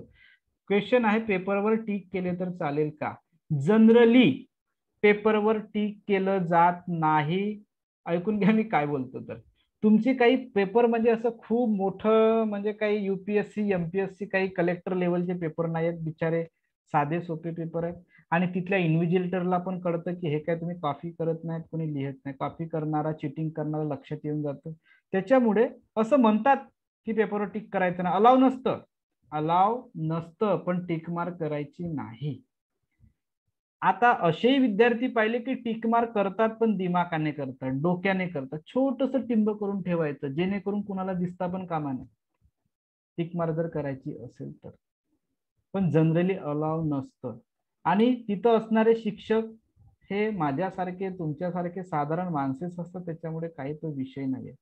पण त्या टिक मार्कचा वापर गलत होता कामा नये, चुकीचं होतं कामा नये, की तुम्ही तिथं ABCD लिहिता, एखादं आकडं लिहिता, काही उत्तर लिहिता, असं करता कामा नये. टिक मार्क तुम्ही डॉट करू शकता, एखादी छोटीशी रेष ओढू शकता, हे मान्य होऊन जातं. परंतु तुम्ही सोडवलं म्हणून मान्य होऊन जातं, पण तुम्ही म्हणाल की मी तिथं बेरीज करतो, वजाबाकी करतो मधातच पेपरमध्ये, हे मान्य होत नाही. तुम्हाला इंटिमेशन दिली, 1 वेळा दिली, 2 वेळा दिली, तो इन्व्हिजिलेटर समजा डोक्याने खराब असेल, सेंटर खूप स्ट्रिक असेल, CCTV कॅमेरे समजा असतील, तर ह्या गोष्टी मान्य होणार नाही मित्रांनो. ओके, काही काही शाळांमध्ये CCTV कॅमेरे असतात, काही काही ठिकाणी तुमचा सेंटर स्ट्रिक असतो, काही काही ठिकाणी एखादा इन्व्हिजिलेटर माझ्यापेक्षा जास्त खराब राहू शकतो. ओके, तसं होऊ शकतो, तर त्याचा पण वाईट परिणाम होईल. म्हणून जनरली टिकमार्क करण्याची काही गरज नाही. ओके, समजलं Amay Tembare? Yes or no? Okay, तर आता तुमच्यासाठी काही क्वेश्चन आहेत जे ज्यांनी मला विचारलं होतं. ओके, अमय समजलं का मी काय बोललो तर? ओके, कोणत्या विषयाला किती वेळ द्यायचा हे तुम्हाला ठरवायचं आहे. तुमचा किती अभ्यास झालाय, जनरली तुम्ही कॅज्युअली सोडवा, काही विषय घ्यायचा नाही, कोणत्या पेपरला किती वेळ द्यायचा, कॅज्युअली सोडवा, लवकर लवकर सोडवा, टायमिंग बघत चला. ओके, हा लक्षात घ्या की माझे किती प्रश्न झाले, काय झाले, माझा किती वेळ बाकी आहे, आता मला आणखी काय काय सोडवायचं, ह्या गोष्टी करा. जनरली तुमचा बुद्धिमत्ता पण इझी राहते, मराठी पण इझी राहते, फक्त काही काही प्रश्न तुमचे कठीण राहू शकते, त्याच्यात वेळ जाईल. ओके, तर ते तुम्ही स्वतःहून ठरवा की कोणत्या वेळेला कोणत्या पेपरला किती वेळ द्यायचा, हे तुमच्यावर डिपेंड आहे. तुम्हाला किती प्रॅक्टिस झाली, किती अभ्यास केला, किती येतं. असेही काही पोरं आहेत की 10 मिनिटांमध्ये पूर्ण पेपर सोडून देतात ना, बिचारे मस्त हवा घेतात त्यांची. असेही काही मुलं आहेत. असेही काही मुलं आहेत की ज्यांचे 10-10 प्रश्न सुटतात, बॅलन्स राहतात, त्यांना वेळच नाही भेटत. ते तुमच्यावर डिपेंड आहे, तुम्ही काय करता. अवघड प्रश्न असतील तर काय करावे, अवघड प्रश्न असतील तर त्याला सोडून द्या, त्याच्यावर जास्त डोका खर्च करायचा नाही, डोकं खराब पण करायचं नाही. डोकं जर खराब केलं तर सगळं मूड खराब होईल. म्हणून एकदा वाचा, दोनदा वाचा, 3दा वाचा, नाही समजलं त्याला सोडून द्या, त्याच्यासाठी वेगळा वेळ द्या नंतर, जेव्हा 15 मिनिट तुमच्याकडे उरत असेल किंवा अर्धा तास उरत असेल तरी. असेही काही पोरं बघितले मित्रांनो मी, की पूर्णचा पूर्ण पेपर सोडवतात आणि अर्धा अर्धा तास त्यांच्याकडे बॅलन्स असतो. एवढे ब्रिलियंट पण पोरं असतात, 1.5 तासामध्ये पेपर सोडवतात. ओके, तर अवघड प्रश्न असतील त्याला नंतर सॉल्व्ह करा. नाही समजलं तर मग टोले मारण्यासाठी पर्याय शोधा. एक कॅन्सल करा, दुसरा कॅन्सल करा, कॅन्सल करत नाही त्याच्यातही नाही समजलं तर मग शेवटी आहेत आपले, डोळे बंद करून टोले मारून टाकायचे. ठीक आहे, चला. निवडलेला ऑप्शन चेंज करू शकतो काय? नो. उत्तर आहे नो. ओके, निवडलेला ऑप्शन तुम्ही चेंज करू शकत नाही, तुम्ही चेंज होऊन जाईल इथं सगळं. म्हणून हे खातिरदारी पहिल्यांदा करून घ्यायची. निवड डबल डबल ऑप्शनचा चान्सच नाही आला पाहिजे. एकचदाच गोल करायचा आहे, सर्कल फिलअप करायचा आहे. ओके, त्याच्यानंतर प्रत्येक प्रश्नाला किती वेळ द्यायचा हा काही विषय नाही आहे, तो तुमच्यावर डिपेंड आहे. तुम्हाला किती येतं, तुमचं बेसिक किती आहे, तुम्हाला किती पाडे येतात, किती ट्रिक्स आहे, किती सवय झाली, किती प्रॅक्टिस झाली, हा काही वेळवाला विषय नाही. ओके, रफ पेज नेता येईल का? मी मगाशी सांगितलं रफ पेज हा पेज नंबर 16 असतो. तुम्हाला तुम्ही एखादा पेज घेऊन जा ज्याचा उपयोग तुम्हाला बुद्धिमत्तेसाठी होऊ शकतो. आणि नसेल करायचं, त्यांनी म्हटलं की बाहेर काढून टाका रे बाबा, तर काढून टाकायचं, काही विषय घ्यायचं नाही. रफ पेपर तुम्हाला रफ पेज असतो, पेज नंबर 16. ओके, पेन्सिलचा वापर करू शकतो का? नाही. पेन्सिलचा वापर तुम्ही तुमच्या पद्धतीने जर करत असाल तर तेच भानगड होईल ना. उत्तर पत्रिकेवर पेन्सिलने लिहिणं अलाव नाही. ओके, पण तुम्ही पेन्सिलने समजा प्रश्नपत्रिकेवर लिहिता, असे काही पोरं पाहिले जे जास्त शार्प असतात, खूपच हुशार असतात. काय करतात? पेन्सिल घेतात, पेन्सिलने मी पहिल्यांदा हा सोडवतो, उत्तर टिक करतात, दुसरं टिक करतात, तिसरं टिक करतात. ओके, आणि मग काय करतात? सर्कल फिलअप करतात, आणि मग इन्व्हिजिलेटर जे असतात ते फिरत राहतात. मग आणि सगळ्यात महत्वाची गोष्ट आता आठवली मला, इन्व्हिजिलेटर जेव्हा फिरत असते तुमच्याकडनं, असं समजून घ्यायचं नाही की आता माझ्याकडे बघत आहे, आता मला सोडवताना पाहत आहेत, किंवा मला काहीतरी म्हणतील, मला काही करतील. कोणी काही करत नाही, त्यांचं कामच आहे फिरणे आणि येणे जाणे. तर आपल्या जवळ आलं तरी टेन्शन घ्यायचं नाही. काही जनावर नाहीये, काही राक्षस नाही, आपला माणसासारखा माणूस आहे, त्याचं काम आहे ते. आपण आपलं काम करायचं, ते त्यांचं काम करतात. ओके, तर काय करतात? पेन्सिलचा वापर करतात, मग पुन्हा ते इरेझरनं त्याला खोडतात पेन्सिलचा. त्याच्यामध्ये वेळ जातो मित्रांनो, पेन्सिलचा वापर करायचा नाही. ओके, काही फरक पडत नाही, पण पेन्सिलचा वापर उत्तर पत्रिकेमध्ये होत नाही. सर्व पेपर सारखे असतात काय? सर्व पेपर सारखेच असतात, फक्त त्यांचे आकडे इकडे तिकडे असते. पहिला पॅसेज तिसऱ्यावर जाऊ शकतो, तिसरा पॅसेज पहिल्यावर येऊ शकतो, किंवा 10 नंबरचा क्वेश्चन तुमचा मॅथमॅटिक्सचा दुसऱ्या नंबरवर जाईल. तुमचे त्या ठिकाणी क्वेश्चनचे नंबर हे मागं पुढे असतात, बाकी क्वेश्चन पूर्ण सेम असतात. ओके, सध्या कोविडचे काही नियम असतील काय? सध्या तुम्हाला जे काही हे दिलं असेल, काय म्हणून त्याला आपण, ऍडमिट कार्ड दिला, त्या ऍडमिट कार्डवर कोविडचे काही रूल्स दिलेले आहेत, ते वाचून घ्या मित्रांनो. कोणीही कोणती वस्तू शेअर करायची नाही, स्वतःची पाण्याची बॉटल, स्वतःच्या वस्तू, सगळ्या गोष्टी स्वतः घेऊन जायच्या. ह्या सगळ्या गोष्टी तुम्हाला त्या आय कार्डवर मिळेल, त्याचा व्यवस्थित अभ्यास करा. ओके, चिटिंग करताना सापडल्यास काय होऊ शकतं? काही होऊ शकत नाही, तुम्ही घरी बसू शकता, कोणी कोणाचं काही होत नाही, तुम्हाला आराम करायला मिळेल. ओके, काही होत नाही, तुम्ही डिस्क्वालिफाईड होऊन जाल, तुमचा पेपर कॅन्सल केलं जाईल. ओके, लक्षात घ्या, काही होणार नाही असं नाही, तुमचं डिस्क्वालिफाईड होऊन जाल तुम्ही. ठीक आहे, तुमच्या पेपरवर रेड याच्याने मार्किंग केली जाईल, यू आर डिस्क्वालिफाईड. ओके, तिथं तुमचा प्रूफ घेतलं जाईल, आणि प्रूफ घेतल्यानंतर आजूबाजूचे जे 3-4 पोरं असतात त्यांना विचारलं जाईल, त्यांची सही घेतली जाईल. ओके, की या मुलाने चिटिंग केली, तिथे लिहिलं जाईल, त्यांची सही घेतली जाईल. म्हणजे आजूबाजूच्या चारही बाजूचे पोरं हे प्रूफ आहेत की यानं काहीतरी लिहिलं बा. ओके, डिस्क्वालिफाय व्हाल. पेपर माध्यम बदल होऊ शकतो का? हा सगळ्यात महत्वाचा आहे. तुमच्या ऍडमिट कार्डवर जो कोणताही तुमचा माध्यम असेल, त्याच माध्यमाचा पेपर तुम्हाला मिळेल. तुमचं बदल होऊ शकत नाही वेळेवर. जे काही करायचं होतं ते अगोदरच करायला पाहिजे होतं. ओके, त्याच्यामुळे बदल होणार नाही. ऍडमिट कार्ड काढून घ्या, त्याला वाचा. त्या ऍडमिट कार्डवर इन्व्हिजिलेटरची सही विचारलेली आहे आणि तुमची सही विचारलेली आहे. ओके, तर तुमची सही वगैरे करून टाकायची, इन्व्हिजिलेटर पण सही करेल. ओके, दिव्यांगसाठी काही व्यवस्था असतं का? दिव्यांग म्हणजे अपंग. ओके, अपंग लोकांसाठी, अपंग विद्यार्थ्यांसाठी अर्धा तास जास्तीचा असतो. जसा तुमचा पेपर 2 तासाचा असतो की नाही, त्यांना वेळ मिळतं 2.5 तासाचा. म्हणजे त्यांच्यासाठी अर्धा तास जास्तीचा असतो. पण कुणाला? ज्याने आपली सर्टिफिकेट जोडलेली असेल डॉक्युमेंट्स मध्ये, त्याला मिळतं. किंवा जर तुमच्याकडे सर्टिफिकेट असेल आणि तुम्ही समजा जोडलेली नसेल, तर त्या ठिकाणी जे कोणी हेड असतील परीक्षेचे त्या दिवशीचे, त्यांना सांगा की सर अशी अशी गोष्ट आहे, माझ्याकडे हा प्रमाणपत्र एवढा पर्सेंटेजचा, मी डिसेबिलिटी मध्ये येतो, मी दिव्यांग आहे, हा, तर मला एवढ्या एवढ्या वेळ जास्तीचा पाहिजे, तो प्रमाणपत्र द्या, तुम्हाला तो वेळ करून मिळून जाईल. ओके, तर अशा पद्धतीचे हे संपूर्ण गोष्टी मित्रांनो आपण या ठिकाणी बघितले. ओके, सगळ्यांना परीक्षेच्या शुभेच्छा. Okay, good luck on your exam. Okay, चला, in your bright future. Okay, चला, आता कुणाला काही मित्रांनो या ठिकाणी काही प्रश्न जर असतील, ओके, अशा पद्धतीने आपला हा संपूर्ण ऑल ओव्हर पूर्ण ज्या काही गोष्टी होत्या मी या ठिकाणी तुम्हाला सांगितलेल्या आहेत. ओके, चला, आता जर कुणाला काही प्रश्न असतील तर विचारू शकता.